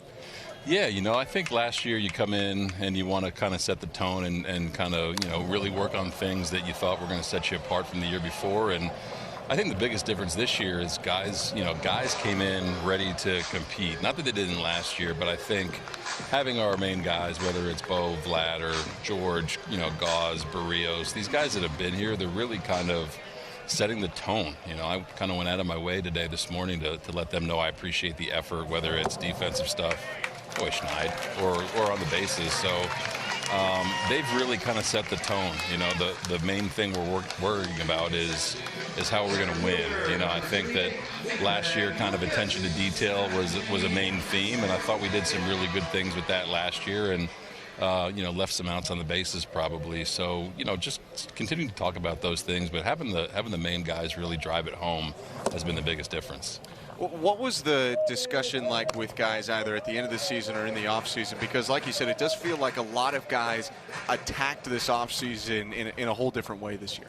Yeah, you know, obviously whenever you end the year, how you don't want to, you know, there's time to reflect and there's times to think about what you could do better, whether it's myself, staff, players. So those conversations, you know, there was a lot of them in the offseason about what we can do differently. And when the guys showed up, it was very apparent that they took things very seriously. So a lot of work and a lot of credit goes to them. You know, guys really putting the work in, whether it's get down. That's a fair ball.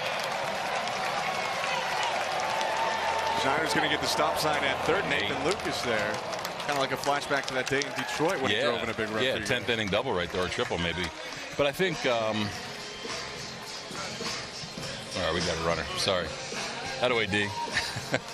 What were we talking about? The communication in the offseason that helped the guys attack the offseason. Yeah. I mean, I think it was just, how do I Nate swing it? I think it was just, you know, message was received, and, you know, and it wasn't just me to them, it was also them to me, you know, getting feedback, you know, from after my first year with guys that I'm really familiar with. So I think we landed in a really good spot. And again, it comes down to the players. It comes down to the players owning it and really kind of just driving it home to the rest of camp. Speaking of players owning it, you've been around Bo Bichette since he came into the organization. How pleased were you that he asked you to speak up and talk to the team to start spring training? Yeah, it's awesome. You know, he told us that, you know, a few days before we had that first meeting, and I loved it. You know, I think that that's kind of the next step for Bo. Everyone knows what he can do on the field, and throughout his first few years in the league, he's quietly done that. You know, things that don't really get seen or heard. He's always been a leader. But I think having him, you know, people look to him, and I think him understanding that people look to him and him kind of realizing that was awesome. And his message was great. It was just, how are we going to win, and what standards are we going to set to do that every single night. So whenever one of your guys says that, it really resonates throughout the clubhouse. His message was definitely heard loud and clear from not only the staff and myself, but from the players, which was awesome. Big story of today, of course, Vladimir Guerrero Jr. playing in his first game of the spring. You've been with him a long time. What do you think about how Vladdy has, trained so far, and what's it been like working with him so far in the spring? Yeah, Vlad, obviously another guy that really attacked his off season and got himself really ready to go for this year. I know that last year was, playing through some things last year and trying to make sure he didn't have to go through that this year. And that's kind of the first step, guys getting ready for the season physically and making adjustments, as your career goes on. And Vladdy is as locked in as I've seen him in a long time. And whether it's stuff he's doing at the plate, in the field, or on the bases, he's another one of those guys. He's really setting the tone for the rest of camp. And it just kind of gets contagious that way. I think when Bo and Vlad do that, and then you add in JT and Izzy, you got George and KK and Varsh in the outfield, it really kind of becomes contagious. So really pleased with the work he put in, and really, really pleased with what he's done so far in camp.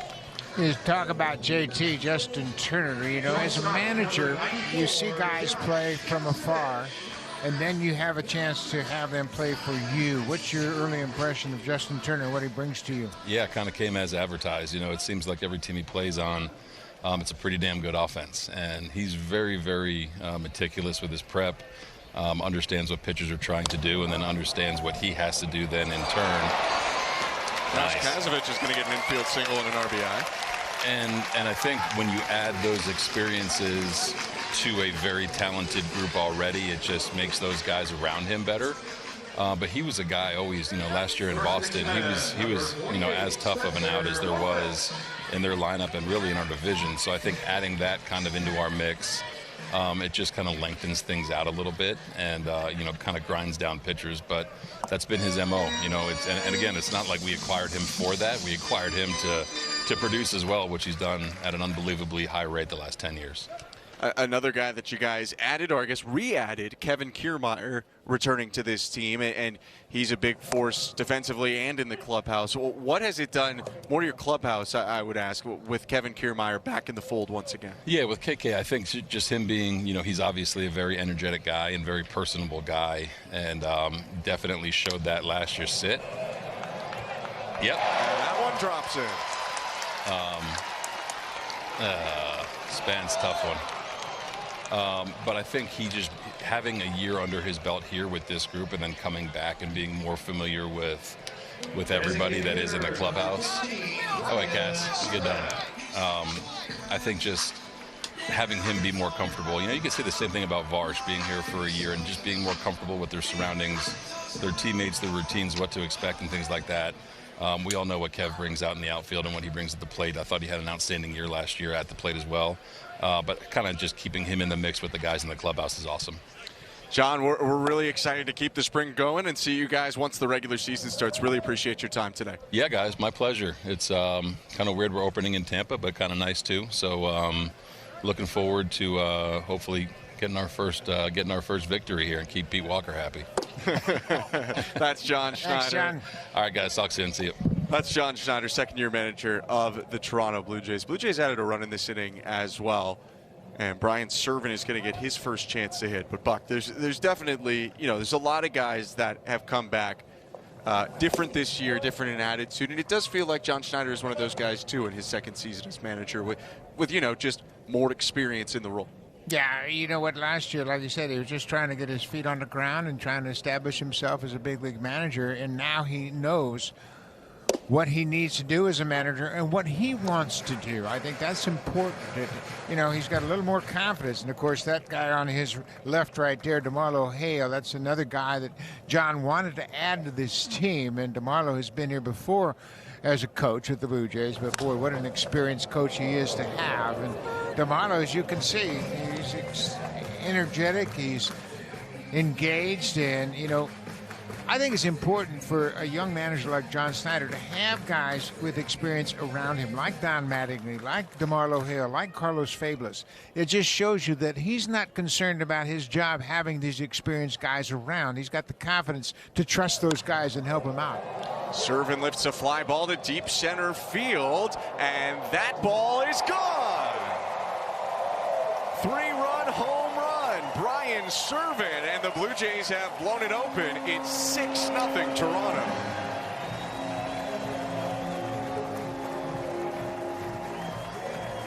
Bases clearing double on Saturday, home run today, and a guy who could be fighting for that reserve catcher spot, that third catcher role, is swinging it well early on. Yeah, he sure is. You know, they claimed him on waivers from Colorado, and he's been energized by the fact that he's on a team with high expectations. And, boy, he's made an early impression and a very good one. A couple of powerful swings of the bat. You mentioned he cleared the bases with a double on Saturday, and here he goes deep to center field to drive in 3 more runs. So he's making an early impression and a very positive one. Sean Sullivan out of the game. We'll be back in a moment in the bottom of the 6th.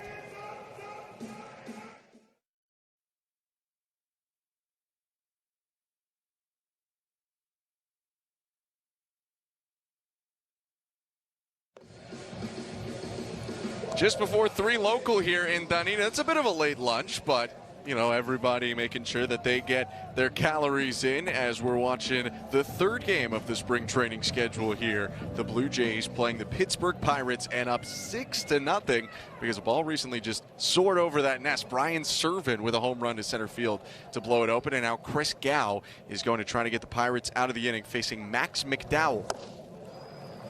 McDowell, the catcher for the Blue Jays, came in for Danny Jansen.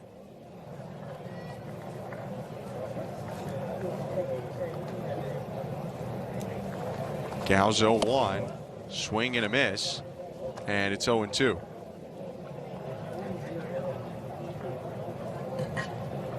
First step out of the spring for Max McDowell.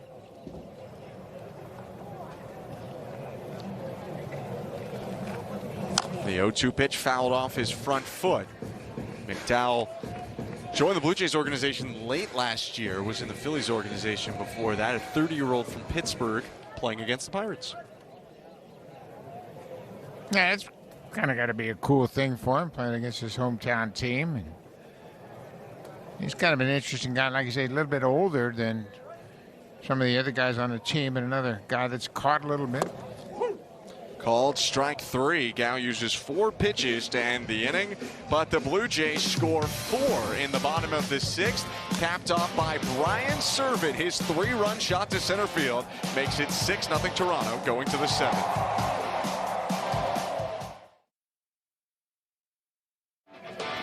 This might be one of the best giveaways of the 2024 season, a tribute to George Springer's love of hockey. August 7th, the first 15,000 fans will receive a George Springer replica hockey jersey presented by TD. Visit BlueJays.com/promotions to see the full 2024 lineup of replica jerseys and wearables. I gotta say, Buck, I'm a big fan of take a team of another sport and make it a hockey jersey. I think you get like a classic look of it. And George Springer, a hockey fan, you mentioned he's locker mates with Justin Turner, another very big hockey fan who has a not Blue Jays, but rather a Leafs jersey, a Turner Leafs jersey in his locker in the clubhouse here in Dunedin. Yeah, and of course, George Springer is a Hartford Whalers fan. He grew up in Connecticut. He was wearing his Whalers toque the other day on a cool morning here in camp. Now, I haven't confirmed if that means that he is a fan of the Carolina Hurricanes now, or if he, if he's sticking with the team that played in the mall.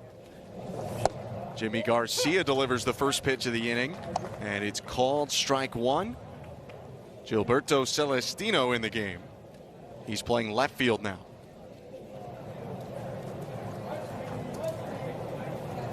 Garcia's 0-1 is a breaking ball outside, 1-1.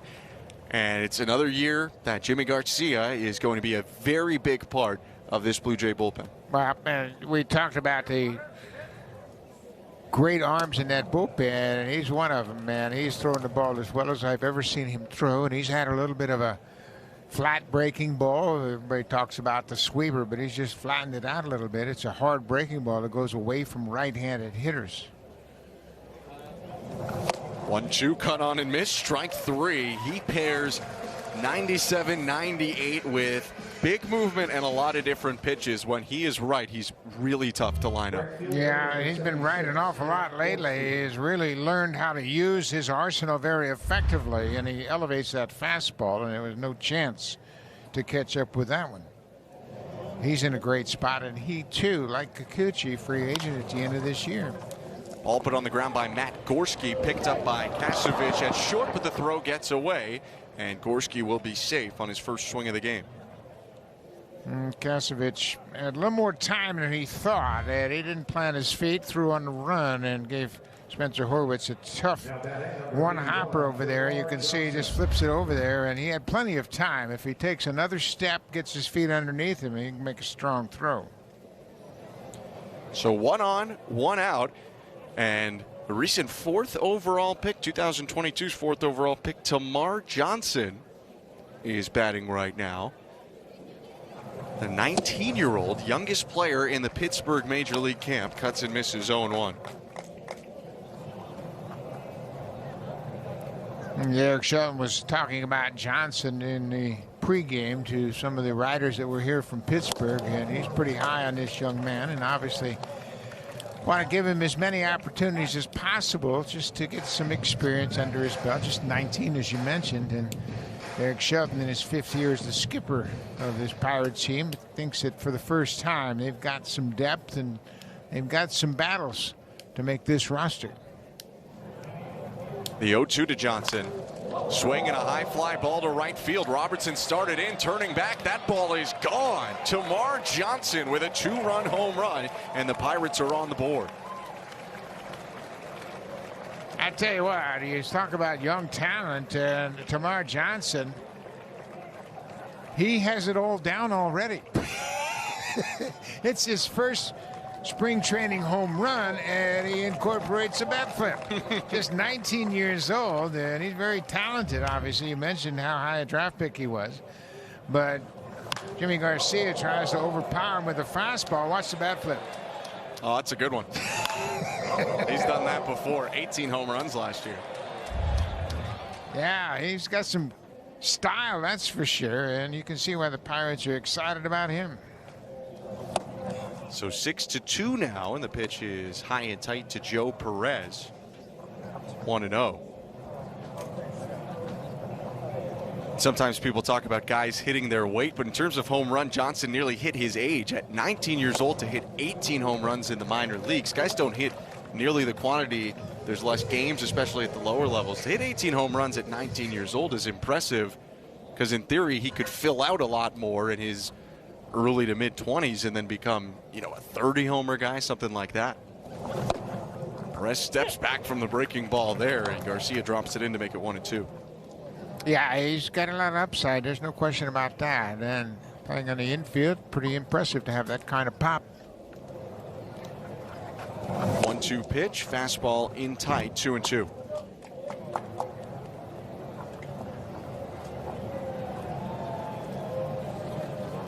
Joe Perez, a second rounder by the Houston Astros in 2017, has played 1 major league game with the Astros in early 2022. He slices that ball to right. Robertson stops and makes the catch, 2 outs.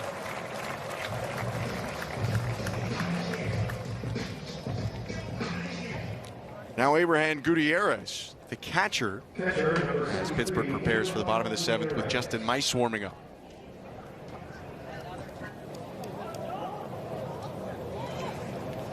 Garcia with a strikeout, produced a flyout, a little hard done by on an error that allowed Matt Gorski to reach, and then the Tamar Johnson homer. The first pitch fouled back, tips off the netting, and just misses where I think the Pirates radio booth is. Joe Block and Neil Walker, the former Pirate and New York Met as well, here today in Dunedin.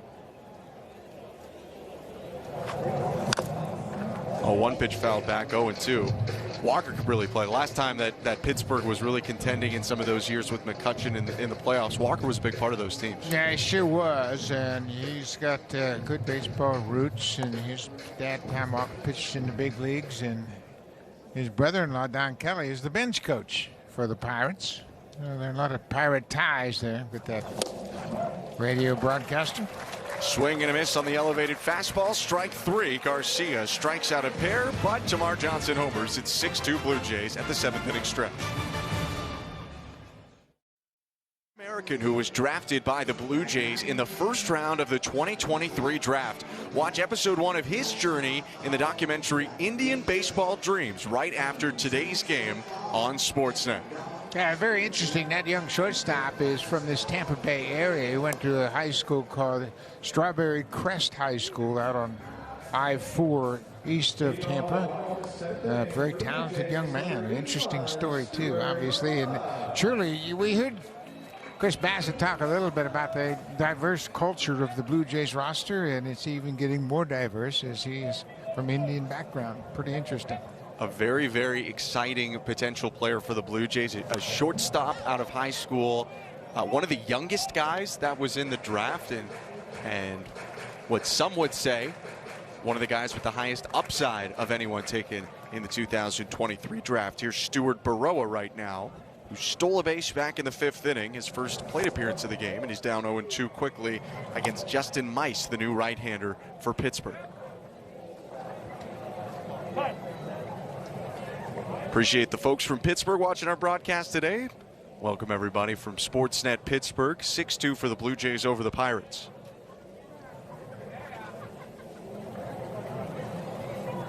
Pirates will visit Toronto this year. The Blue Jays went to beautiful PNC Park last year as Baroa chops a high chopper over to second, and he's thrown out for the first out of the inning. That was a pretty memorable series. The Blue Jays swept the Pirates, and Dalton Varsho hit a home run into the Allegheny River at that point, which is not quite McCovey Cove. You have to really rock a ball to get it into the Allegheny River. So that was one of the more fun series of the season for the Blue Jays last year. Yeah, I saw Timmy Mays getting ready to get some work here this afternoon. And, you know, the Pirates have been back at Rogers Center for the first time since 2017. And back in 2017, interesting cast of characters. Jay Happ won the second game of that series, actually won the third game of that series. The managers in that series, Clint Hurdle and John Gibbons. Yeah. 2017.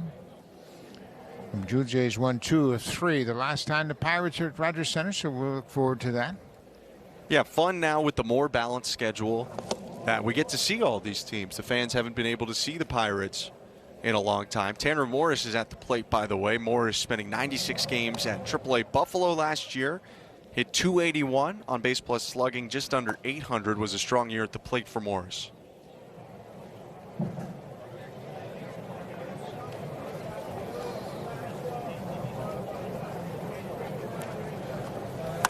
And Morris drives the ball to left center field. That's down, and he's making a turn at first, thinking about second. Cut off by McKinney in center.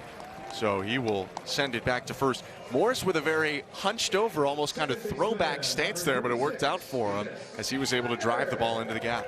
Yeah, he had a real good season in 2021, had a rough start to the season last year, and he is a product of University of Virginia, and he's one of those guys you say, oh, look at him, he's, you know, that awkward swing. You mentioned the stance, but seems to get the numbers at the end of the season. Kind of an interesting guy, and he's got a base hit in a big league spring training game. Yeah, that was the first plate appearance for Morris. Now Davis Schneider rolls one to short. This could be 2. Flip to second for 1. Over to first. 6-4-3 double play. And that will end the inning. Justin Mice with a strong inning of work for the Pirates. It's 6-2 Blue Jays going to the 8th in Dunedin. The only thing better than one giveaway item at a Blue Jays game is a bundle with 2 giveaway items. Check out the Jano bundle. The first 15,000 fans on April 29th will receive a Danny Jansen new blue replica jersey and replica glasses. Visit BlueJays.com/promotions to learn more. Danny Jansen, tied for the longest tenured player in the Blue Jays organization with the guy who's on the mound now. The left-hander, Tim Meza, one of the most effective southpaw relievers in all of baseball, takes over in the eighth. Yeah, Timmy's done a great job. You know, a couple of years ago, he had Tommy John surgery, and then he had a dislocated shoulder on a play at the plate in Minnesota. He's had a couple of bumps and potholes along the way, but it hasn't deterred him one bit. Great ERA last year, 154. He got a lot of work in, and he did a terrific job. Fastball, slider. He likes to work down in the zone, and left-handers always have their problems with Timmy Meza. Here's Sung-Jae Chang. Meza, when I asked him about being the longest tenured guy here, and we talked to him about it a little bit when he was, filling in as equipment manager, bat boy for the Blue Jays too. But he really, when I talked to him in the clubhouse, talked about how for many years he was just battling to be here. So to be in that spot now, he was really proud of it and really happy with it as Cheng rolls one up the middle for a base hit. And Sung-Jae Chang is on to lead off the eighth. It looks like Meza's having a little trouble with his pitch count, but you're right. Now he understands his job this spring is just to get himself ready for the season. And we mentioned the two left-handers down in their bullpen, and they're different. Genesis Cabrera is a guy that has a little harder fastball and a bigger breaking ball, but Tim Meza will get you a lot of quick outs. He understands his most effective approach is throwing strike one, bottom of the zone, especially to the lefties. Meza is almost the king of like one pitch, 2 outs, 2 pitches, 1 out. He'll come into a game and find a double play ball right away and be able to pitch 3 out of 4 days because he's only thrown 3 pitches one day and 8 pitches the next day and 4 after that. He does not mess around and try and dance around all these hitters as he's ahead 0-2 here on Billy McKinney.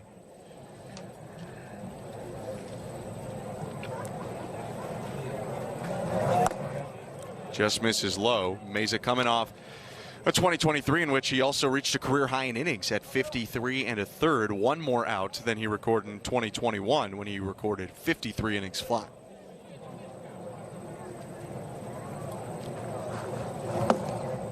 Misses downstairs once again with the 2-strike pitch, and it's 2-2. That's where he wants to pitch, bottom of the zone, and he did a great job of coming out of the bullpen and stranding inherited base runners. He had 53 inherited base runners and only allowed 13 of them to score. Bouncer up the middle. This could be 2. High hop, and it eats up Schneider. So the Blue Jays will not get an out on that play. A little bit of tough luck there for Meza, and there are 2 aboard with nobody out. Yeah, maybe Schneider had a tough bounce, and in between hop, he was going toward the bag. Kasevich, the shortstop, was coming over, and I think he was in a rush to get the ball to the shortstop. The ball kind of bounced up, caught him in the chest. And they're going to rule the play an error and a fielder's choice. The error allowing Cheng to advance and McKinney to get aboard, and McKinney there not credited with a hit as Jack Brannigan gets his first at-bat, pinch hitting here for Henry Davis in the DH spot. And one thing that makes Meza so good, too, not just a lefty who really shuts down lefties. He does dominate left-handed hitting, but he can pitch effectively to righties as well, Buck. Yeah, especially with that sinking fastball. I mean, he'll throw it in the low to mid-90s and keeps that ball down, get a lot of ground balls. Both of the balls in play here have been ground balls, not that sharply hit. One snuck through the infield for a base hit. The other was a ground ball that Davis Snyder couldn't handle.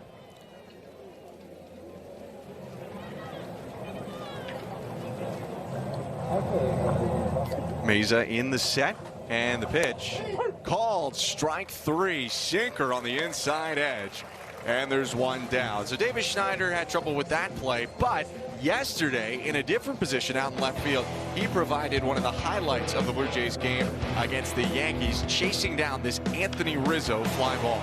Yeah, coming off the bat of the left-hand hitting Rizzo, the ball slicing away from the left fielder, but he stayed with it, made a nice diving catch just before he got to the warning track. You know, he's a guy that's going to have to get some playing time, maybe at second, maybe in the outfield, occasionally at third base, and he understands his role, so he's anxious to contribute wherever he can get some playing time.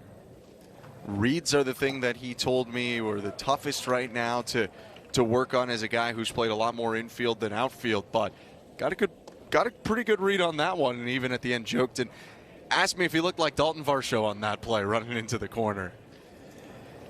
Yeah, Dalton Varsho, he's been one of the premier left fielders. Yes. Left field is the toughest outfield to play. The 0-2.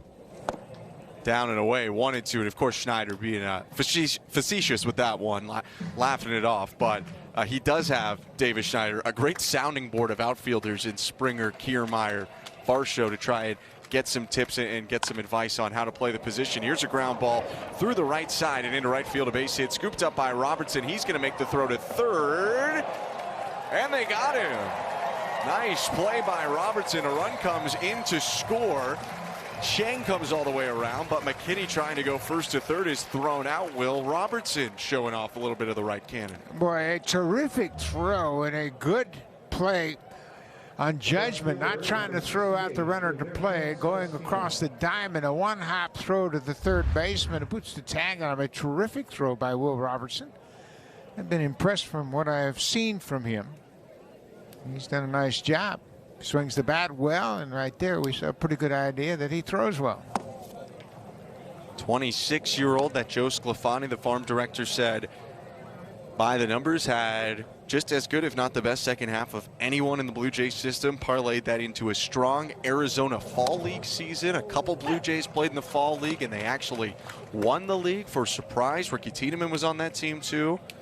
Damiano Parmigiani was there, Yep. and they all had a pretty good season. Gilberto Celestino up, and he's down 1-2 right now against the left-hander Tim Meza. Robertson, a guy who can do a bit of everything, can hit for some contact, hit for some power play defense. The 1-2, down and away, 2 balls and 2 strikes. Well, the 2 base hits that Meza has given up here today were ground balls. They just found holes on the infield, and I think he'll be satisfied with location of the pitches, the movement of his sinking fastball. He got some soft contact, and that's what he's looking for. Not that spring training ERA is really something anyone pays attention to, but that is an unearned run as it stands right now as well, given the fact that the base runner Chang moved up to second and Billy McKinney reached on an error, and Meza ends the inning right there with a nice pitch at the bottom of the zone to strike out Celestino looking. Blue Jays up by 3, potential last chance for insurance when we return.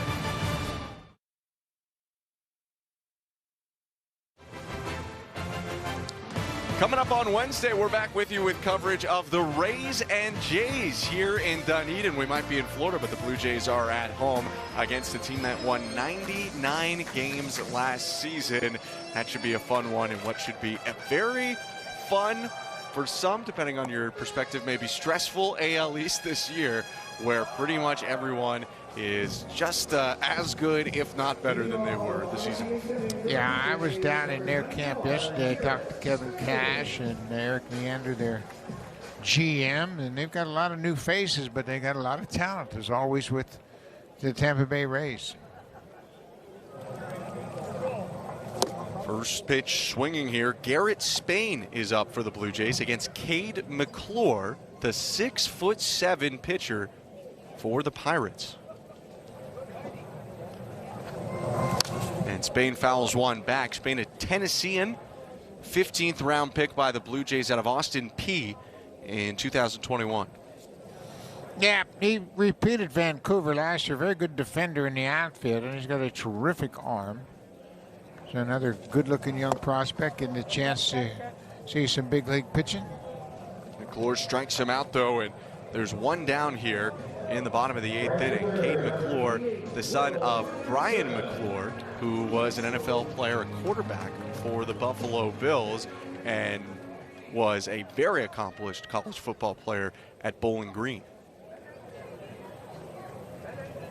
Will Robertson up to the plate. He made the great throw in the top half of the 8th inning, and McClure misses outside, 1-0.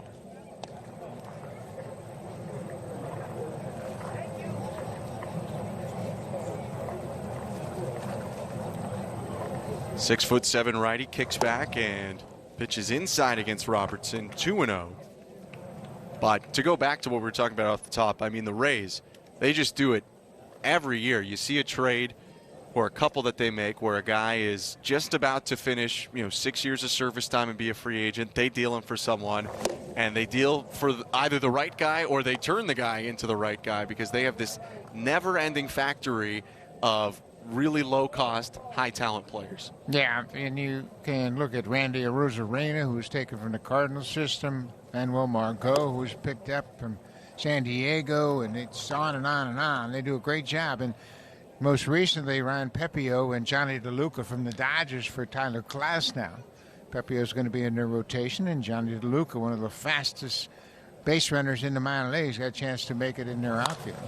Big swing, Will Robertson. That one going back to the wall, and it is bouncing off the wall. Robertson not stopping at second, stumbles around the bag and dives into third.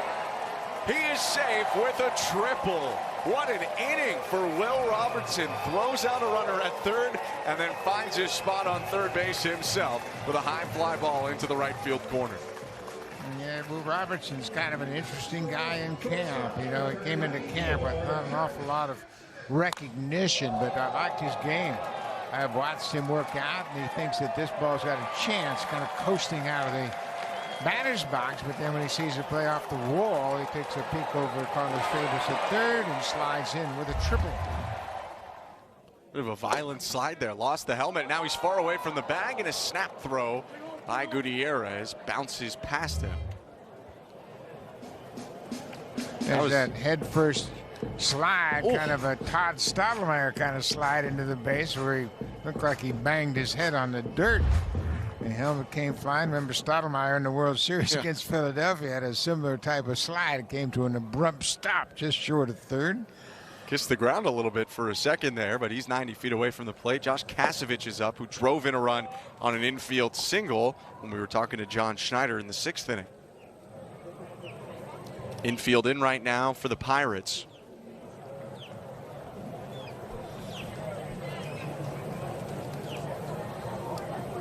Here's McClure's 1-1. Slow roller up the third baseline, and that's going to twist foul.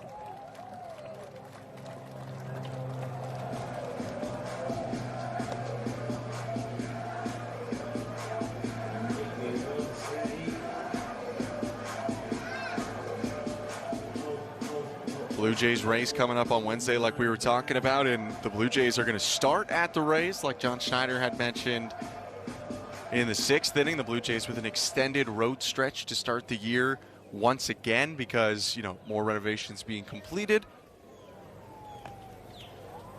1-2 count, and the pitch comes up and hits the batter, or did it actually just hit the handle? I think it just hit the handle of Kasevich right near his hands. It's a foul ball, and I think everyone's a little bit lucky there as Kasevich comes away unscathed.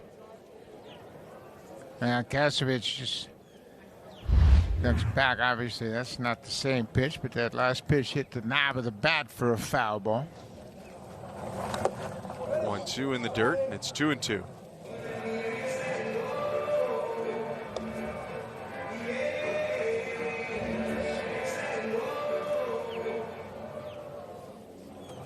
Buck, it's unfriendly for the Blue Jays to go to the Trop pretty much any time of year. To start the season, that is going to be, it's going to be tough for Toronto. 2-2. Off the end of the batter roller to first. They're going to come home with the play, and Robertson is out. Good throw delivered by Perez at first to Gutierrez at the plate, and it's a fielder's choice for Kasevich, and now there are 2 down.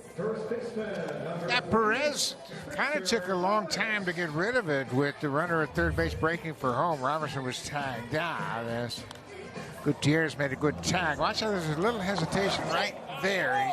He really took a little more time than I think they would have liked, but he makes the play. Robertson got a good break, but he's tagged out before he can reach home plate. Really good play by the catcher, Gutierrez, who had to catch it on the backhand side and then slide back across the plate and tagged Robertson on the back before his left hand hit the plate. Spencer Horwitz is up. 6-3 Blue Jays, bottom of the 8th. And he's down 0-2 here. Horwitz had a fielder's choice in the 6th, came around to score.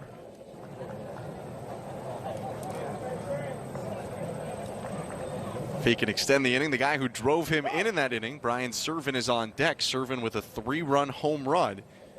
The reason that the Blue Jays are leading right now, looking for their first win in Grapefruit League action.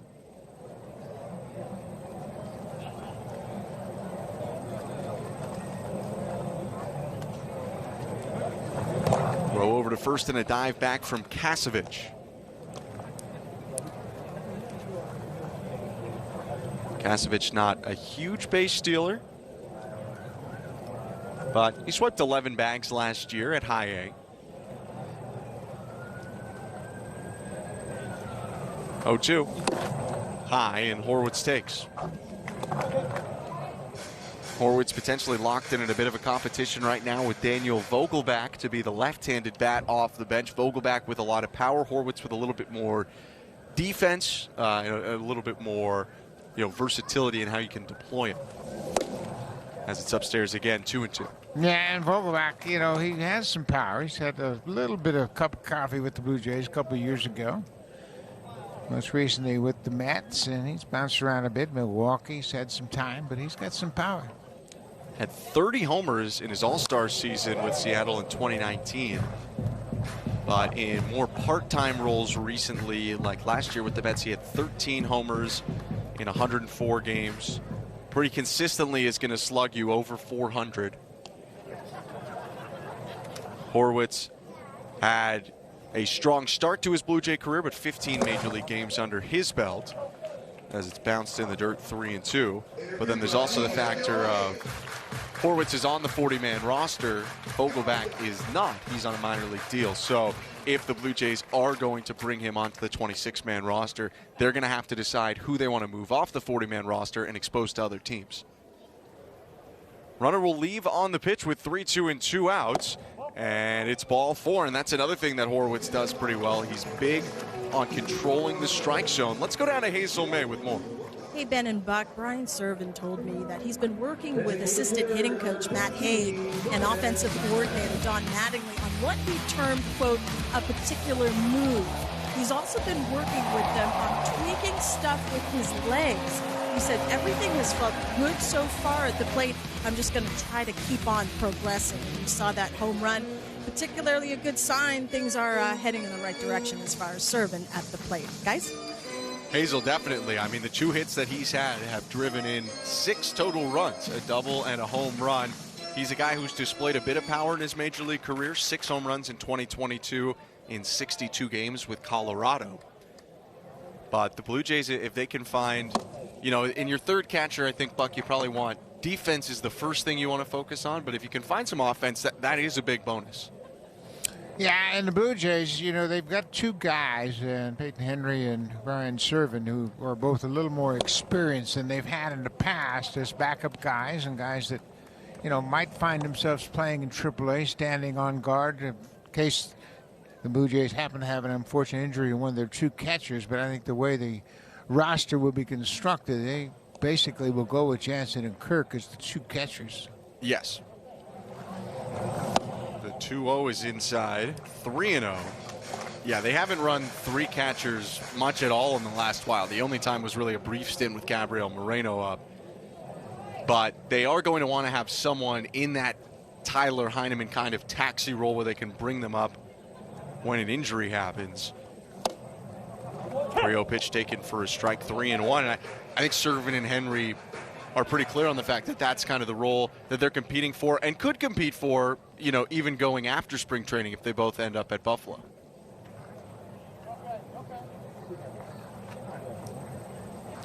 3-1, swing and a miss. Fooled on the breaking ball, and it's 3-2. Yeah, Serven comes out of Arizona State, and he said this is the first time that he has been in a situation in spring training with a team that has a chance to legitimately win a division. Playing in Colorado, they haven't had too many good years lately, and he said this is a refreshing scene. Serven jacks a ball to left. That's down just in front of the track. 1 run is in Kasevich. Horwitz is getting the wave. The relay throw is late, and Serven has done it again. 5 RBIs in the game as he doubles in 2 more. It's 8-3 Blue Jays. Another good at bat, and certainly he has made the most of his limited opportunities so far, and you bet he'd get a little more playing time. He keeps swinging a bat like this. But that ball is pulled down into left field corner, and you know what? He's hit 2 doubles and a 3-run home run, so he has been pretty impressive, and we're going to get a pitching change right here as Derek Shelton's out of the Pirate dugout. So good on Brian Servant. Pitching change. The 6'6" right-hander from New York State, Brad Case, is on the mound, and he went to college not too far from here, Rollins College in Central Florida. Yeah, Rollins College has had a pretty good baseball program over the years. His pitch to Max McDowell is fouled off, 0-1. Clay Bellinger. Cody Bellinger's dad played at Rollins College, as did John Castino, who was a Rookie of the Year along with Alfredo Griffin. They split the Rookie of the Year honors back in the late 70s.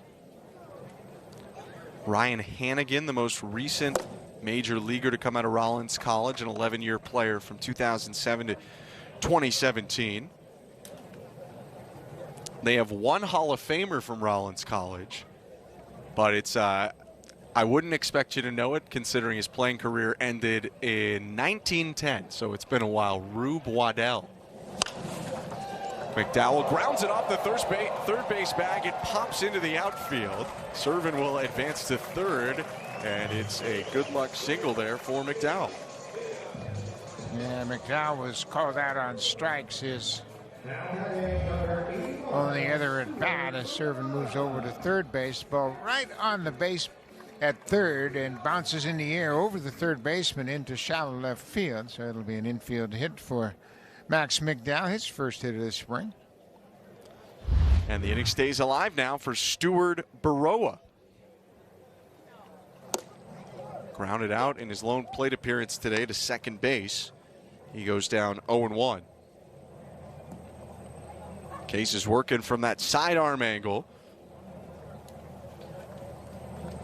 Very hunched over in his set. And delivers the breaking ball inside.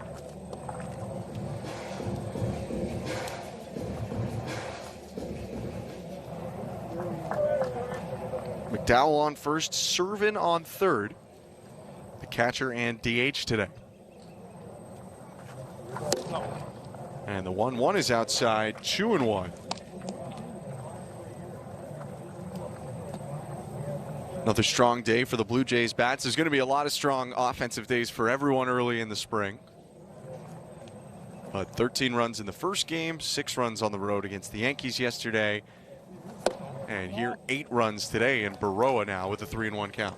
Yeah, and you're seeing a lot of minor league pitchers obviously early in the game, and you know the Blue Jays had the A-team running out there early in this ball game with Kikuchi, Bassett, Romano Green, and Jimmy Garcia. And Tim Meza came on and had a good inning of work. So yeah, you're going to see a lot of crooked numbers early in the spring. Pitchers going to get acclimated to pitching once again, and hitters can certainly have some good days early on. We saw the opposite of that when the Blue Jays yesterday went to Tampa to play a road game against the Yankees. In that game, Carlos Rodon pitched into the third inning. The Blue Jays were only able to score 1 run off of him. It was an Alejandro Kirk solo home run. And also for the Yankees yesterday, former Blue Jay Marcus Stroman pitched for the first time in a Yankee uniform, actually not too far from here, against the Phillies in Clearwater. And the Phillies no-hit. It was a split squad game, but no-hit the Yankees into the 8th inning of that game. 1-0 outside, 2-0. So there are a couple low-scoring games around the spring. We just haven't seen any of them yet. Tanner Morris up at the 2-0 is grounded foul, 2-1.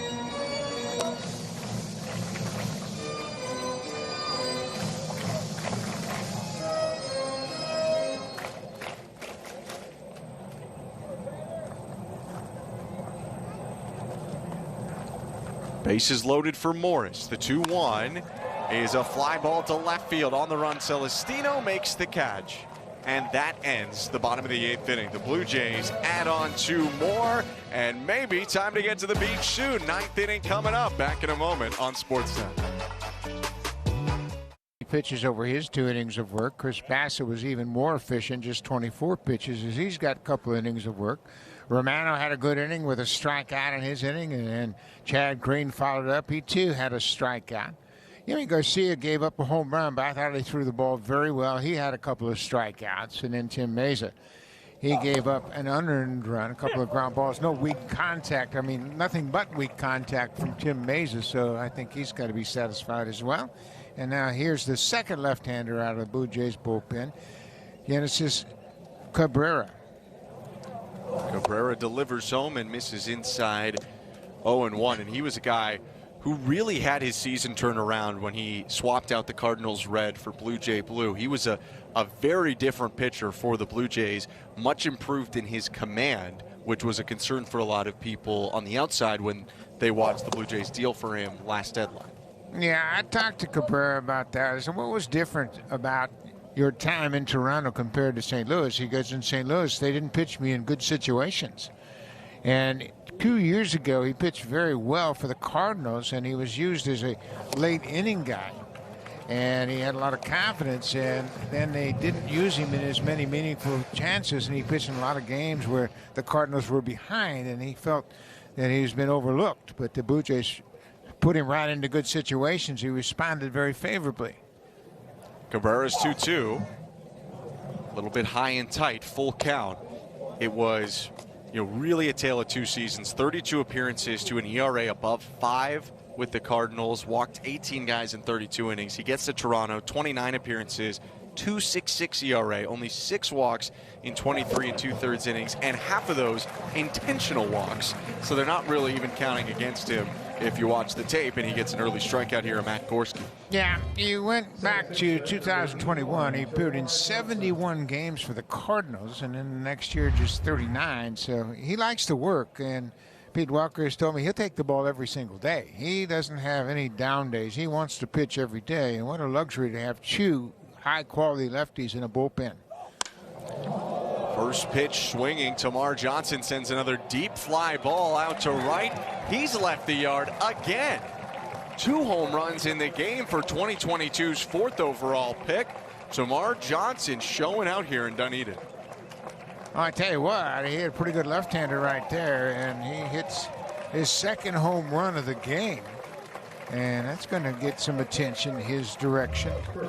Eric Shelton, I'm sure, very impressed with what he has seen. This is a tough left-hander, and boy, he puts a good swing on it. He can't really have that exaggerated bat flip as he had on his first home run because he wasn't sure it was going to go out of the ballpark, but that one was hit pretty well also. I thought he got that one off the end of the bat, but it just kept flying and flying as Joe Perez takes strike 1. Johnson, a guy likely to start at Double-A. Maybe he's someone, depending on how the Pittsburgh season is going, that by September, if he plays well in the first half, gets a Triple-A promotion, could end up in a Pirates uniform sooner rather than later. The 0-1 outside, 1-1. No, I think there's a trend around baseball. If a youngster comes up and shows he can play a little bit, they're going to give him an opportunity. Yeah.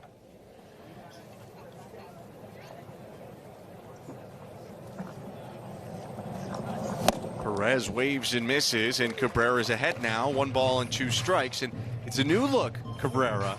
He's cut his hair, and it's a much more trim now than it was before.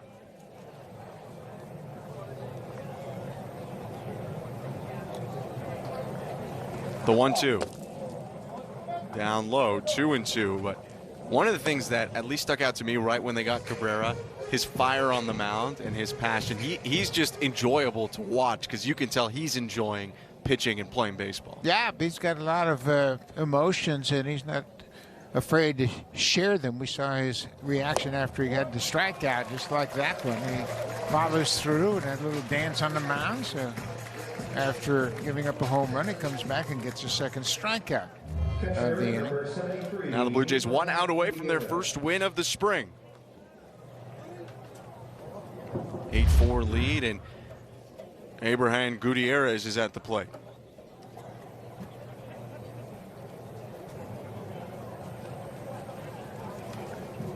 Long look in, and Cabrera fires home. It's fouled into the net. 0-1. Blue Jays head to Lakeland tomorrow, take on the Tigers.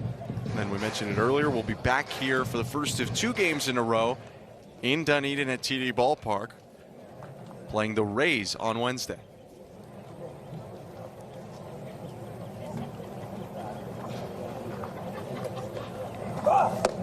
One breaking ball lands in. That was the slower breaking ball of his too, at 79 miles an hour, and it's 0-2.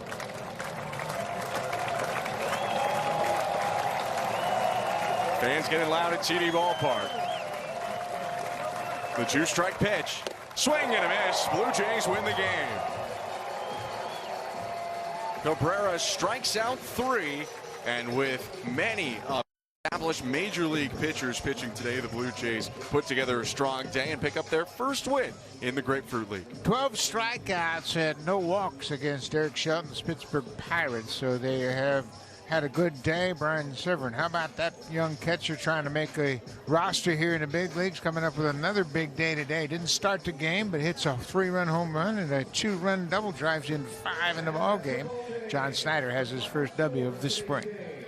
And he looks like a happy guy right now. The Blue Jays with a win in the spring. We'll be back again on Wednesday when the Blue Jays face off with the Rays at TD Ballpark. But stick around. Coming up after this broadcast, episode 1 of Indian Baseball Dreams with 2023 first rounder Arjun Namalan.